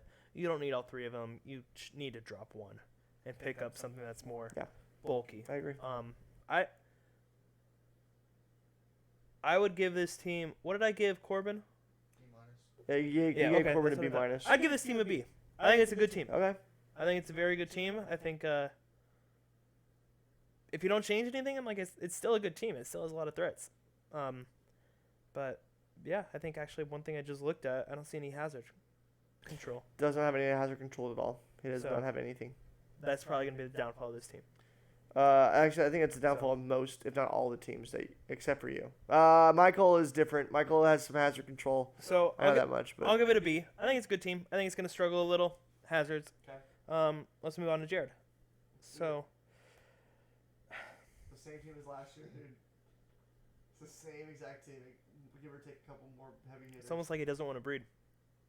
Well, no, me and Philip have this idea that me and Philip have the idea that because he knows his team more, he's going to improve upon it. And given his waiver pickup for Mamoswine, like when we talk about going up against Alex, which is his week 1 matchup, Alex has got to be careful about the Ice Shard. Just saying. All right. Crawdont. It's not a first round pick. I can agree. Not a second round pick. I agree. Salazzle, Azumarill. Mid pick. You're reaching. Wow, really? I think Salazzle's huge. So, Surfetch, Lapras, Umbreon, Toxtricity, Moltres. We could add 3 more teams to this league and nobody would take them. So, Jared, I love you. I would take Umbreon in a heartbeat. Absolutely. Jared, I think you're a good guy. What is your draft? Remember, I'm sitting here being like, am I going to get Landorus? And I see someone go, Weavile. I'm like, okay. I see Clefable. I'm like, all right, I can see that. And I see Crawdon. I'm like, I'm going to get Landorus. Yeah. So, Jared, just drop your team and just pick only from like the first 2 columns and you'll have a good team. I'm sorry. This is going to be quick. I give it D. I give the draft. I give the draft a D. No, I because I know no, I can't do it because knowing Mamo, the draft itself, yeah, okay, D. But no, the draft D. Who did he draft or drop? He dropped a Zoomer. He's dropped a Zoomer for Mamo. Yeah, D. At least keep a Zoomer. So here's my thing, Eric. Because me and Phil touched on this. Okay, he knows his team well. The team is used to. He's already ready for it. Give or take a Mamo. right? Didn't you beat him barely by like 1 mon with that Yes. same exact Oh, team? wait. Hold on. Think about we only had the regional decks. Now it's expanded to I get it's expanded to everywhere. I get it's way different. Sorry, do. who won? Did I No, win? no, but what I'm saying is that I was impressed. I was impressed when I played him. I am still I am impressed. only looking at his draft, and I'm giving him a D. All right, if we're just looking at the mons himself, okay. Because if we're not incorporating people like in their battling techniques, No, I look sure. at the draft and the okay balance, and objective. it's a D. Okay. Jared, I'm sorry, but let me know if you need help. Again, I'm with Philip. I'm rooting for him so hard. Oh, yeah. So, He's easily my We favorite. haven't team. got there yet. He's my We haven't favorite got team. there. Let's carry on. Michael. Dude, the team is scary. Team is scary. It's a good team. It's a very good team. I think, yeah, it's a good team. Cortana, Tyranitar, Heatran. And then Kyroom on the 4th pick is actually, Kyroom's a good pick. It's a huge pick. I've never been a fan of Cortana. I think it's too frail. That's just my opinion. Philip But I destroyed think- people with Cortana. I get it. The one thing that I'm kind of not the biggest fan of is ground kind of Tyranitar and Heatran, unless he goes with an air balloon on Heatran. But I don't know. I think it's a good team. Hear me out. Right. Cortana's good. Tyranitar's always good. Heatran's good. Kyroom's good. But given how many Pokemon are now available and how many Pokemon can learn some form of Earthquake, Earth Power, This is fair. I think it's- This is fair. I don't see a Flying Mon. I don't see a Flying Pokemon. I think that's a weakness. I would agree with you on that. I mean, I think Heatran can do rocks. Tyranitar can do rocks. Hippowdon can do rocks. But you're either have a defensive Mon or an offensive Mon. There's not anything in the middle. Like Gardevoir, for example, is like both, right? Well, Gardevoir I know, would and it's trace just like too. the first thing Yeah. that I thought of is like a Gardevoir can do both. Like I look at this I agree, team, I'm I like agree. Cortana, sweeper, Tyranitar, more than likely just a bulky attacker, Heatran, defensive, Kyroom, heavy attacker, Dracozolt, heavy attacker, Hippowdon, wall, Cloyster, what's that stupid move, Shell Smash or whatever. Yeah, it's definitely Shell Smash. So setup Mon, Sylveon, defensive, Blaziken, I guess because you needed another pick. Ooh, fun fact though. Speed boost isn't bad. Yeah, I know. Speed boost is not banned. What? I I checked. thought it was. No. So I checked. You announced that during the draft. I did. But he still drafted it. So But it is that. But that was already when you selected it. You weren't gonna pick Blaziken to begin with, anyways. because it doesn't have speed boost. I thought the same thing. I looked it up. I fought a team with speed boost in the OU ladder. But Bro- we said you cannot. I remember deliberately. I you know. I announcing- said it. I said that. So now you're saying, oh well, now you can use it, and your 9th round Mon is a lot better. Yeah. How's that? That doesn't make sense. Because I made a mistake. Why should he pay the punishment for my mistake? I'm paying the punishment for your mistake. I am too. Everyone is. Because he drafted it with Okay. the intention. Better. He drafted. Can with you the make a intent- mistake and say Jirachi, Dialga's an OU now, and I can pick him up? Well, no, because it's not on the Smogon OU ladder. Jeez, man. So, You're an idiot. sorry, dude. Like, Don't say sorry. Stick to your gut. What you said. yeah, I wanted to be fair and all the way through. So he's got speed boost. And being fair is changing your mind. And It was now, the hold on. It was the last pick. You already Yeah. made your selection, did you not? No, it wasn't. because a speed boost Blaziken was not an option. So you're telling me you would have drafted speed boost Blaziken? I don't think you would have. That's not the point. Ah, exactly. That's what I thought. It wouldn't even matter. The You would have point drafted is, it. You deliberately called out, hey, just remember Blaziken can't be whatever. No speed boost. Yeah, and I made that mistake because I said it wasn't part of the OU ladder. Yeah, so why is it not what you called out in the draft now applicable now? Is it a part of the OU ladder right now? Whatever. we said we was going over smoke gun rules, and I made a misjudge and miscall. And so in order to Apparently, correct it, Michael did not draft Blaziken thinking, oh, I'm using this for speed boost. no, he did draft it for speed boost. He was drafting it for speed boost. And then After you already said you can't draft it for speed boost. and then he says, and he's like, "Oh, I'll still take it because I need the typing." So he still took it regardless. Anyways. So sorry, man. He was Nonetheless, Blaziken ain't that great. Wow. So, it's a good team. I'm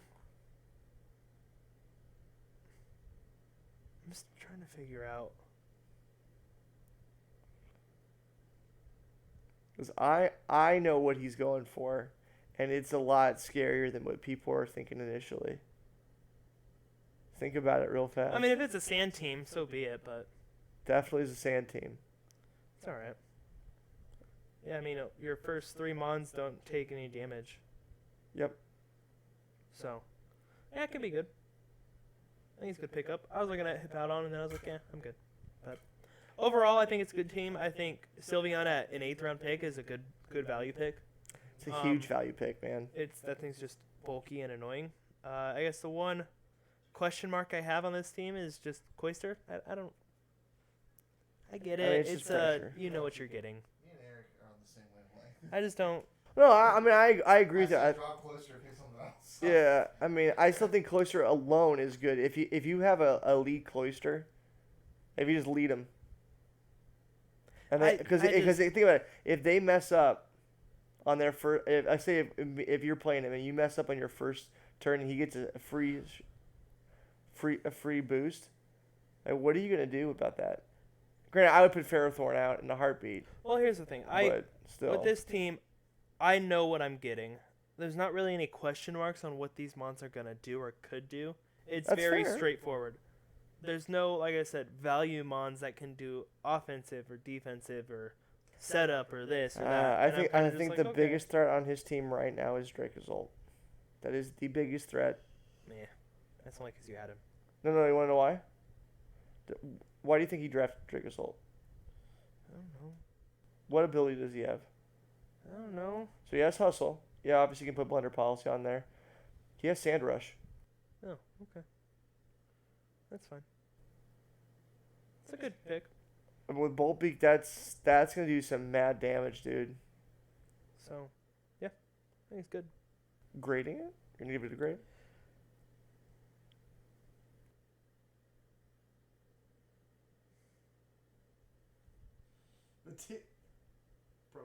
Bro, the team is good. The team is actually really An good. A I would give it an A. minus. I'd give it a straight A. It's an A minus. I give it an A. I don't like the Philip saying Blaziken A pick. I minus. don't like the Blaziken pick. I love the Blaziken pick personally. I'm not. Meh. He just needs something special. Yeah. All this stuff's physical. Again, I think Heatran is enough of a special attacker, and along with Kyurem, I think he'll be I don't fine. like Kartana. I don't think it's that great. I think Kartana is one of the best revenge mons out there. If you get a clean switch in, It's alright. just blasts people. Okay. What are we doing? Do I need to go through my team? We did an extensive thing on your team. Okay. Just give me team away. Come on, just lay it on me, man. Lay it on me. I think it's an A plus. Honestly, Wait, what? A plus. I agree. There is Bro, nothing wrong. My team. Think of my team and Michael's. Michael's is a very good team. I'm Right. terrified of your team. What are you talking about? I said A plus. Okay. Why are you looking at me weird? I would not give it an A plus. What'd you give it? Give it a B, my guy. what? That's cap. No, I'm You think literally not Michael's- lying. Wait, hold on. Wait, you think Michael's team's better than his? No, my team. No, My no, his. I'm talking to my team. Oh yeah, A plus, absolutely, yeah. Sorry. Oh, I I'm thought you were like, talking about my team. I'm like, what? no. Gosh. I asked you. I was like, should I grade my team or not? And you're like, yeah. I'm like, Oh okay. yeah, the A plus, absolutely. I say my team is an A plus. Absolutely. There's just so many threats. Sorry, so I many got different. I got confused. Okay, I'm so 'cause sorry. I'm looking at this. I'm like, you're gonna give me a B?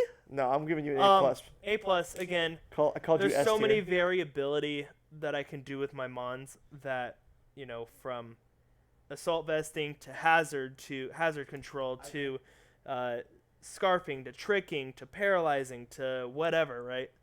And I think it's just a really strong team. It- and I think it's the Nidoking best is a team. great It's the addition. best. That Nidoking's just huge. type coverage. So I'll give myself an A+. I would agree with you on that one. All right, last team. Just rip into me. So Rip into me.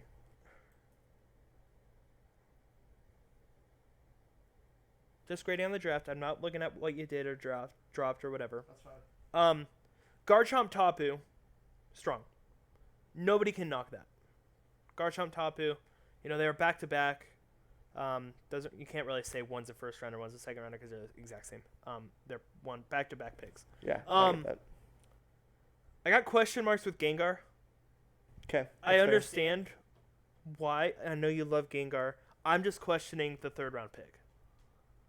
And granted, it could be fourth round. I think it could have been fifth round personally. That's what I'm getting at. I think it would have been there. So the reason why I know that is because I know there was other people in the room that I was with that were already eyeing Gengar And that's third fair. round, and That's I knew that I feel confident with Gengar. So if I don't pick him, I'm losing an opportunity to use him on that. One, I already bred, but two, I know well, and I can utilize a wide variety of different ways because of his move pool. So Yeah. I wanted that move pool. That's fair. I respect it. By no means is it a bad pick. I thought it was a reach, but you also have to remember you're on, one of the tail ends, For that one, yeah. and you gotta wait for 12 other picks to go before you get him back. I And you're like, I need to get I don't Gengar think now. he's gonna be here He by wouldn't. pick whatever that would be. I have no doubt in my mind it would have been either 28-7 or it whatever. would have been either I think it 29. was either Corbin was gonna pick him next, or Michael. I think they were both looking at it. I'm like, I have to pick him up now. And that's fair. Moltres Galar, I think is a much better VGC mon. I than agree. I'm gonna OU. test run in this a little bit. And I that was a little. It was a question mark, and I know why you went with him because you dominated with him in VGC. Oh yeah, it was and definitely playing it's a recency very good bias. mon, and I'm like, I understand why, right? Then we get to the more, I'd say the value picks is really what we're looking at. Celesteela in the fifth round is a great pick. I'm surprised it lasted that long. to be honest I with am you. very surprised it lasted that long as well. I think it's a very good pick. Looking at me, I took Corviknight in the second round, and you got Celesteela in the fifth. which I think has great value. And I'm like, man, That's what I'm saying. if I could have known and gotten Celesteela in the fifth, I would have done that. Right? That's what I'm saying, yeah. Instead of getting Corviknight second, Celesteela's a great pick. Regieleki, again, you know what you're getting with him. Insane speed. Yeah, well, everyone knows Strong damage. everyone knows what I'm gonna do, and that's fine. I know I knew going into that, like, you know what move I'm gonna Yeah. click. That's fine. It's a solid value. I think it's a good pick at 6. I feel like you panicked at the end. So this next pick I was think Suicune. at the end, I had no idea. At the end, I think you're like, crap. I have none of the cores. Yeah. At this point, you're like, Oh no, I had my Fairy Dragon core, but I noticed that fair. Fairy I had Dragon nothing Steel. that was going to take a shot from anything. No one here. I think Celesteela is the only person that can take a decent shot. Correct. And so I'm like, I need something tanky. What's something that has really screwed me over in past matches? And that was Suicune. Thank you, Eric. And so I'm like, Calm Mind sub Suicune is a boss setup. Yeah. But in hindsight now, I'm like, not good synergy wise at all. Yeah, I think, like I said, I think there was a panic of Absolutely. like, oh no, I'm in trouble. And so you're like, I need defensive mons now. And you went Suicune Gudra. Right. Which Philip is. Oh, we'll get into that. I think Gudra's good. I think Gudra's a strong defensive Pokemon. Right. It can come in, it can drop a Draco. And then it's kind of like, okay, Well, now it you're needs to just being defensive. And I need to switch out, which Correct. I don't know. But that I'm saying that as like a counter, a positive thing. Oh, It's like, I'm this not. thing can still come in and drop a bomb. In a sense. I get that. I don't But- like Draco Meteor on him specifically because no, of the absolutely. drop. But I'm saying there's potential. Given what dragons were left, honestly, I don't really know why you took Gudra. I should have gone Salamence. You already got Garchomp. This was more for the special attack because I had a lot of I was gearing Tapu for a physical set. Yeah, and I can see it. I think, you're missing, I think, a Zapdos. Oh, no, you already got Tapu Koko. Yeah, That's no, right. I thought about Um, Zapdos, but if I draft him, then I have a glaring ice weakness that I can't, or even ground weakness that I can't do. Yeah, I think. Because Physical, it'd have been physical, ground physical, and ice would have special, been the biggest special. thing issue. See, think of it, Zapdos, Galarian Moltres, ice, Tapu Koko, Regieleki, ground. And dude, Yeah. like if we're talking about like other matchups against like Jared, dude, man, my Swan would just run rampant on me. Yeah, and I think I think you kind of going into these last 3 picks. I think you were like, I don't have a team chemistry right now, I have none, 0. and you were like, I need to get some defensive mons and I need to get coverage, and you combine the two, You are and then absolutely you correct. went with like, okay, I need a water type, I need a defensive mon, Suicune, perfect example. I need another defensive mon. Gudra's good. It has some decent. It's special. It has some good. It has a solid move pool. Bro, I was gonna slap an assault Um, vest on that thing. And then it's like, okay, like it's not bad, right? Fair enough. The one thing and this always happens in every league, people miss fire types Yeah. because there's not very Yeah, many. there's not a lot of fire types, and if there are fire types, they suck. And Gallade, I'm like, yeah, okay. I just wanted another Gardevoir because I was took it, admittedly. Yeah, and I don't know. I am shocked you didn't pick up Scissor. I'm still considering. I thought about it after my draft because I told Philip I have really bad drafter's remorse, and I was thinking about dropping Celesteela for Scizor. Yeah, but I think Realistically, your first half of your draft was good. Some people I've said like the back half is really good, and so you're the opposite. You drafted, I guess, the right way. yeah, you got Your top picks were good, right? I'm still a little confused as to how you're gonna get the chemistry of it, because I feel like again with Michael they're very this or that, That's fair. And I think with your last, did you drop Gallade? I dropped Gallade, I dropped Gudra, and I dropped Suicune. And who'd you pick up? So in place of Suicune, I picked up Slowbro, which is the physical and special, depending on what I want to do. Okay. Philip's waiting for it. I'll save it for last. For Gallade, I dropped Gallade for regular Darmanitan, because Okay. the fire type safety. Okay. And then Gudra, I dropped for Exploud. That's right. Okay. Which Philip's shaking his head because Philip does not like Exploud. He's like, and this is the reason why, and I'll sum it up for him. Why do you drop Gudra when you're going to do the same thing with Exploud? Wait, what? That's essentially what we summarized. No. What? I said. You think Gudra's easily way better. No, your team is all attackers, and you dropped one of your few tanks. One of a few tanks another for. special attacker. That's fair. When you have like Tapu Yeah, Koko, that's fair. and you have Moltres, and you've got Regieleki, and like I don't know, he's slow. He's not very bulky. You need bulk. I think. Let me look at your team one more time. Does that downgrade my team though?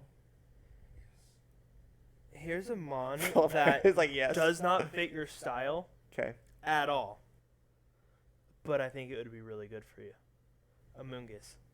I hate that pick, and I hate it so much. I know. And I know it's not your style at all. No, it's not. Not anymore.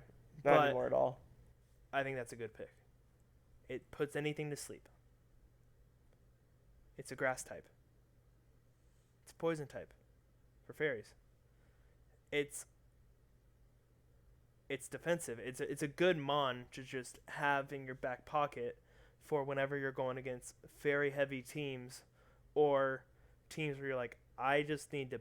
It's a great lead, right? You just send it out and like, go to sleep. Whatever you are, just go to sleep, right? And then it's like, and switch out. And then you get a free move or whatever. Even if you That's bring true. a sash and get knocked down to it, still puts it to sleep. It's like, okay, cool, you're asleep. Bring something in and feel free to kill me. Or I'm going to switch out, right? Or do some damage. Right. That is fair. That's fair. But again, it's not your style. To grade your draft overall, I'll give you a B. I think I'll it take was a solid start with Poor missing execution at some the end. chemistry, Yeah, absolutely. and then the end, I crap myself. you. I don't know what you did, honestly. I think you just I got, panicked. You I panicked. panicked. I absolutely did panic because I've drafted Goudreau once before and it did not work out well, and I dropped him immediately. And so why I dropped him again, I have no idea. Never used Gallade. It was a dumb pick. I just wanted a physical heavy hitter with a little bit of bulk on the special side because I was going to run Celesteal up physical. I don't have any other special blocker. Suicune's there, but it would be hard to run Suicune, Celesteal, and that. So at least Gallade gets me that attack. And then Suicune, I just hate going up I think against you need it. to drop Explode and pick up Amoonguss. Wow. Interesting. You get a status mod. Interesting. Okay. It's still. It's everyone looks at it and it's like this thing isn't that good. It is. It's good. No, it's very good for what it does. Absolutely. And it can actually hit. I may disagree with you on that one, but I understand where you're coming from. Nice, Philip. It's like a Venusaur that can put stuff to sleep. But I feel like there's other mods that can do the same thing at a better rate. Yeah, they were drafted. You can't get them. And you Now, got no grass. I will say Philip brought up a really good point with the team is drop X-Plot for Grimmsnarl. Pick up Chansey. I refuse. She's still there? Yeah, Yep. Chansey's still there. Chansey's still there. I hate Chansey. Cannot stand Chansey. Philip's shaking his head like, I can't believe you guys are Just doing drop this. all your tanks and draft 9 attackers. That's what you want to do. That's what I'm saying. Grimmsnarl would be one of those ones where I can control speed, I can control screens, and I can smack people if I choose to. It'll give you some bulk. Not a lot of bulk that I'm looking for because I have If you do Celesteela. physical attackers, you don't have many of those either. Well, I mean, now I have Darmanitan, which, again, I think he's a sleeper because he has Sheer Force, and you slap the same moves that a Galarian Darmanitan would have, which all have secondary effects except for Earthquake. You need some bulk. You need bulk. I gave you recommendations. I think either Amoonguss, That's fair. Chansey. There's still, I think, not my Well, I got favorite. Slowbro. Slowbro is enough bulk. That's Like I fair. would, with Yeah, but if you it dropped Suicune. for Slowbro, absolutely. You just took something that's more defensive than special defensive. I think Slowbro has more options than Suicune ever will. Yeah. Absolutely. Options, yeah. I'd give you a B. I'll take it. I think with your waivers, I would improve it. I'm not going to say to what. It's But probably B plus. It's not B. I It's think not an A. by draft, it's a B. So let's go into finals. Tell me. What is Tell me. it? What's it going to look? And then I'll give a few bold predictions. Well, I've already said mine. I think you win it all. I think after that goes Olivine. I think Olivine synergy is good. If we're including waiver pickups, I think I have a better shot against him. I'm just saying who's going to win overall. I think you. I don't think And there's any I'm question gonna about that. say last place, and I'm gonna go up. That's fine. Huh. The bottoms are actually hard because I don't know. There's the top 3 returning is me, you, and Michael, who have all played VGC. We all played the 2 last season, and I think skill wise when it comes to single battle. So here it is. Fantastic. Here's my predictions. Knowing the people that play the game, whatever I am, the people that own the team, Coaches. That's the right word. I'm gonna start in 7th, all right, and I'm gonna work my way up. That's fair.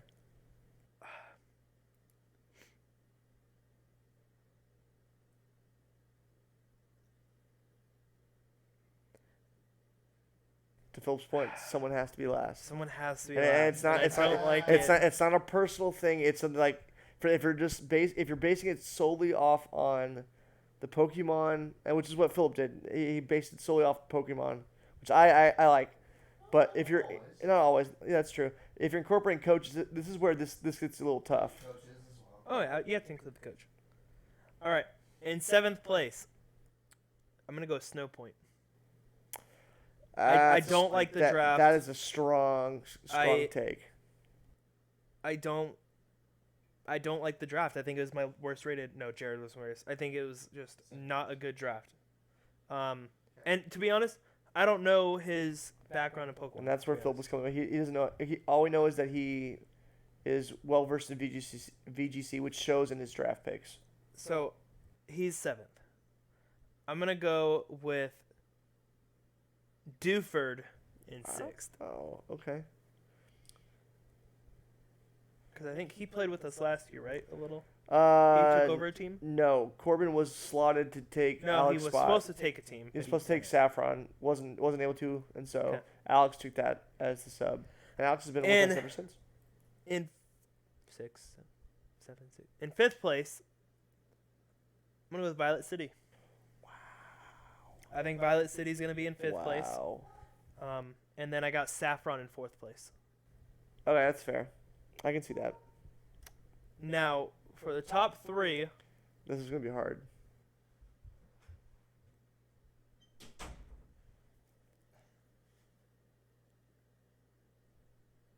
so To be unbiased as you possibly can, and I know that's hard, Mr. A plus, which I agree is an A plus draft.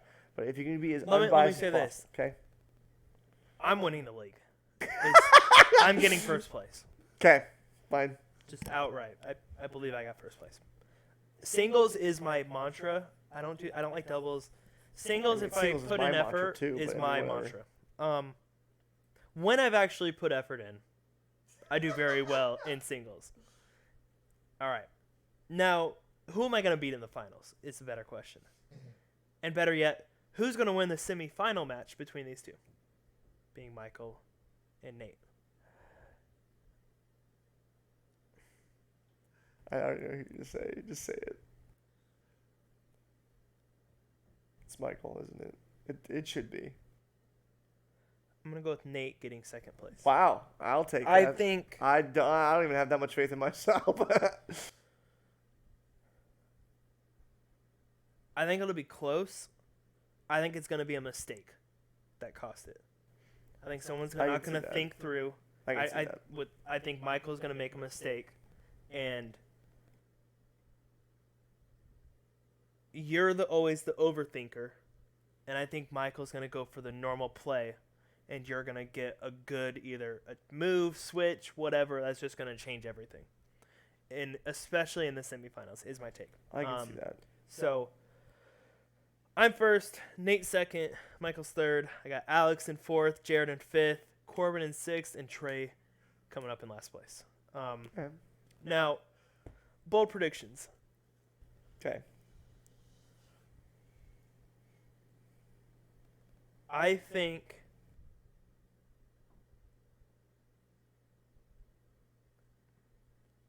everyone wins a game. I don't know if that's a bold prediction, but I think every team is going to win a game. I would actually agree with you. I think every everyone team's will. gonna win a I think game. every team will. Nobody's going to go have a goose egg, right? And, because we only play 6 games. So, Correct, yes. It's a smaller season. yeah, I think everyone's going to win a game. Excuse me. So, there's that. What are some other bold predictions I can make? So we can't talk about playoffs because everyone this year, because of how small it is, everyone does move to That's fair. the That's fair. playoff play, and so MVP of the league. I'm going to guess Well, no, MVP. let's talk before the MVP. Okay. Who's going to be? Because I know you had mentioned me and Michael in the semis, but let's talk about seeding going into playoffs, because I think that helps out. Because if you're, I think you'll be 1 seed regardless. But who's going to be that 2 seed all the way down? I think Michael will be the 2 seed. He'll be the 3 seed. I agree with that. That lines up with my prediction as well. So, yeah, and I would kind of keep it the same throughout, right? I think Alex is going to be the 4th seed, Jared's 5th, Corbin 6th, and Trey 7th. Is there a world where there's an upset in that area? Because I could see Trey's team making a run. If He makes some moves, I could see Trey's team making a little run. I can see both Trey and Corbin doing that, and the reason why is, and I've talked about this before. I know during the off season, or just right now, I know Cheyenne's helping Corbin with what battling looks like, how to maneuver, and I still think last season Cheyenne had the best team in the league. It was between Phillip and her, and I think she had the most all around team. Even Phillip. Yeah, I was saying like even Pretty sure she beat me. Too. Walled. Yeah, no, she definitely did.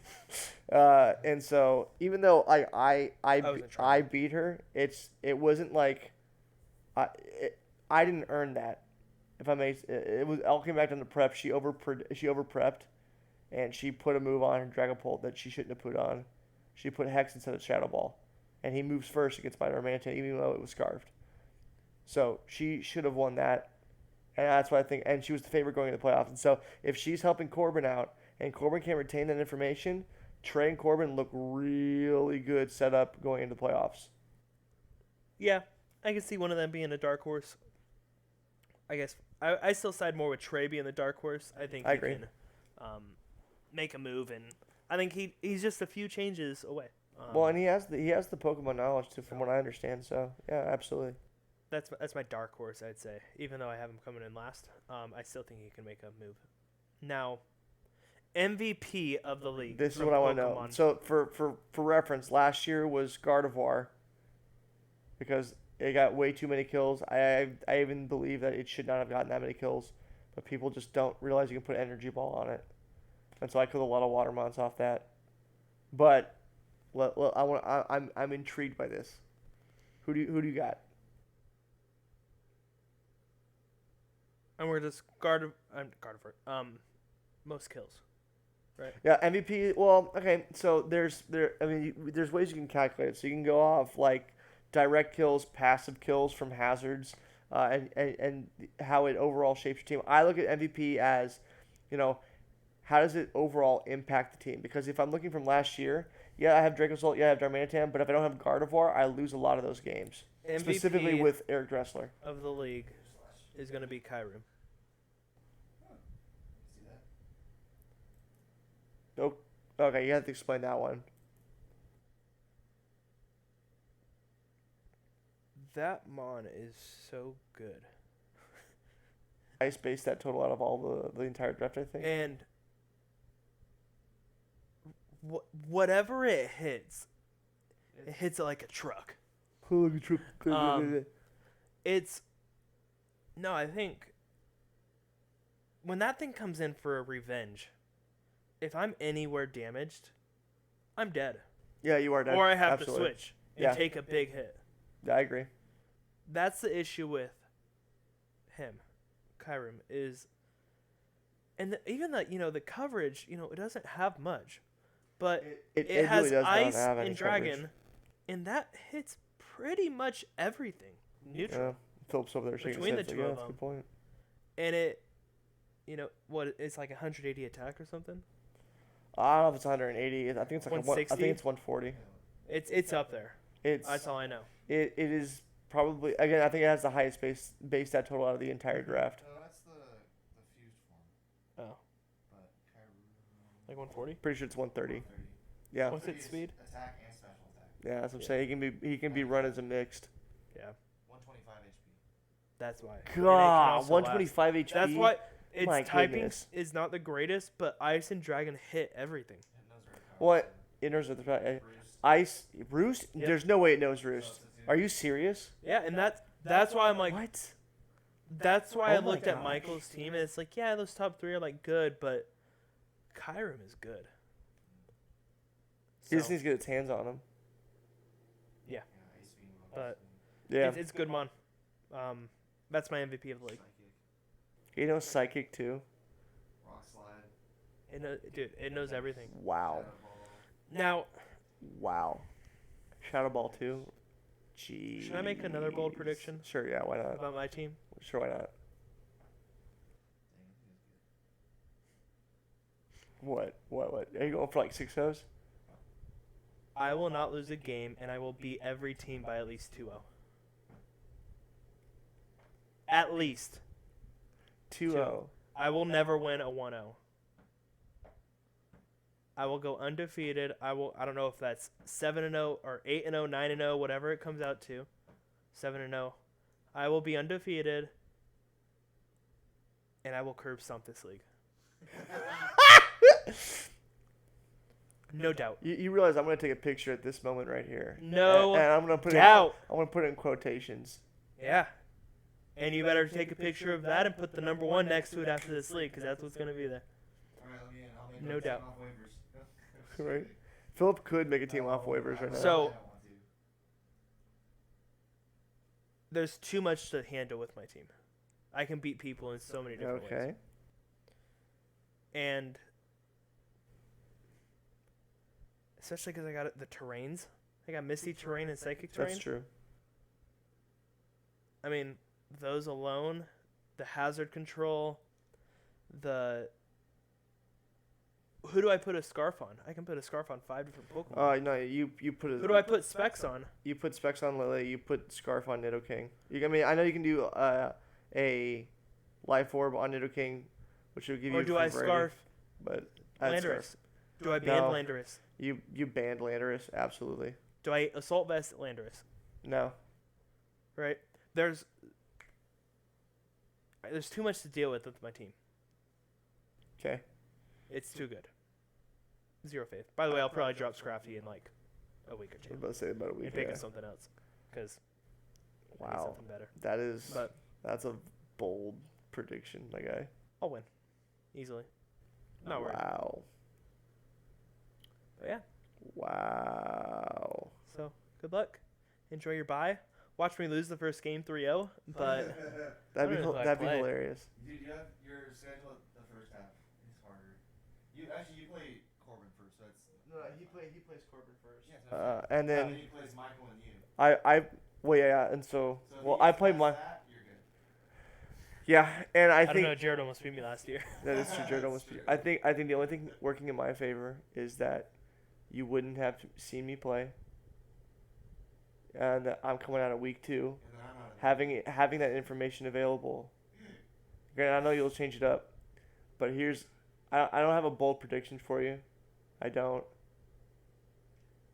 But I think with the new additions, I think there's enough variance to where even though you might know what I'm going to do, it's going to be a little harder to stop. Mhm. And that's the same thing with my team last season. You know what I'm going to do every time, but can you stop it? And so for me against you, ball's in your court. You got to win it because I had on that first turn, right? I mean, usually based on who I have, you got to figure a way to deal with that because it's going to be an offensive guy every time. There's never a moment where I'm going freaking slow, bro. It's going to be probably, and you'll probably know this, Darm, Tapu, or Garchomp. Those 3. And so now, what are you going to do with that? I'll set up rocks.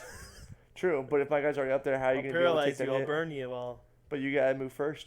So I still get the first hit. it's all right. My mons are tanky unlike yours.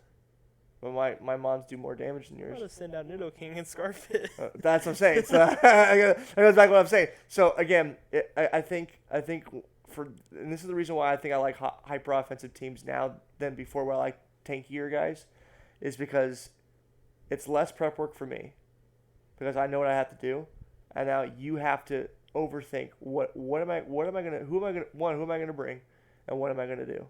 Like I can guarantee you have no idea what I'm about to do with the Galarian Moltres. All right. And if it works, that's hilarious. Which I can't wait. Do I bring him week 1? Probably not. I'm not lying, but if I bring him against you, probably not. Because I think there's too much there that I would get smacked with fairy types, so that would be a stupid move. But you have to bring Nidoking. You have to bring both Tafus. I don't have to bring anybody. You're not bringing Corviknight. If you bring Corviknight, that's like a free kill for me. For all 3 of those guys that I just mentioned for leads, free kill. Even if you get Tailwind up, whatever. I can still get a free kill because even if you switch out off a U-turn, free kill. If you don't set up Tailwind and you try to bulk up as the 2-shotter, still get that free kill. That's okay. So I'll be up 1-0. Here's the thing with your team. Just You saying. just got to chip away at it. And I then have a agree. sweeper coming at But them. you got to make sure that your stat distribution is up to snuff to the point where you can actually do that chip damage. Yeah.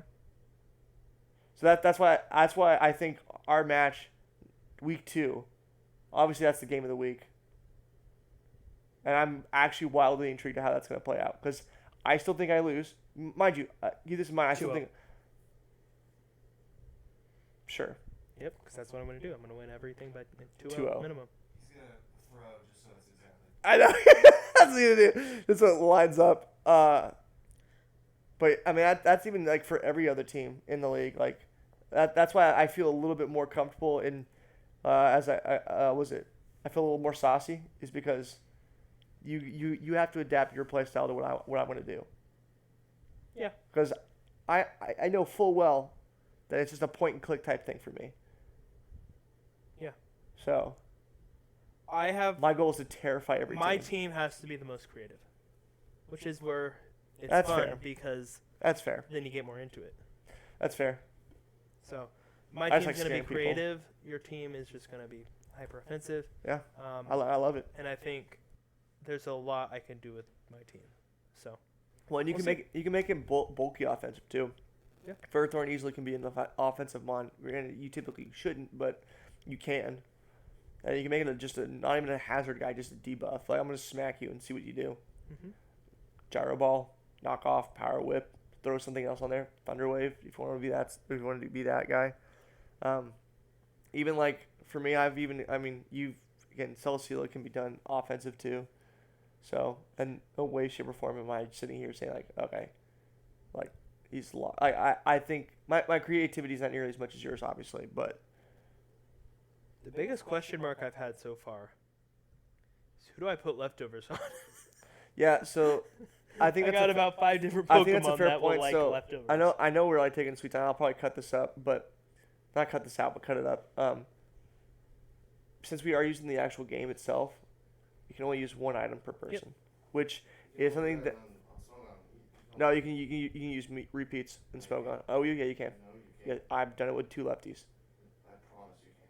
I would bet my Is there an life item that- clause in them? Yes. There's always been one. I don't remember item clauses on that. Yeah. No, there's always been one. No, man, I'm just used to it this But point. I'm like, who do I put leftovers on? I'm like, I got Ferrothorn, I got Tapu Fini, I got Celesteela. I probably put on Tapu Fini, honestly. I'm like, I got, I can't think of my other team, but whatever. Yeah. Nonetheless, I mean, your worst fear with my team is a Dragon Dance Dragonite. No, I can probably still 2-shot it. No. Absolutely. No, the thing is, it's killing you. No, It I is can 2-shot killing it. you. Yeah, no, Easy money. You won't 2-shot it because you won't get 1 shot. Yeah, you can't. Because it's speed boosted and you're going to be dead. You're screwed. I'll throw a weakness policy on that bad boy. Remember the I'll first 2-shot it. league? I had bulk, and Eric did that to me, other Eric, and I lost still. Now I'll 2-shot it. That's how I Perfect. lost the playoffs. You'll 2-shot it with your Regieleki, which isn't going to really hurt much. Sure, it's not. You It's resist neutral. it. It's neutral. dragon, It's neutral. Yeah. right? Yeah. What? It's only like 100 base attack. If I get a D-Dance up, you send that thing out. I'll D-Dance again on you. You hit me. And then you're really And now I'm taking everything out. I would just do Electric Web and bring it down by +2. Bring the speed down by 2. Then Electric Ball you.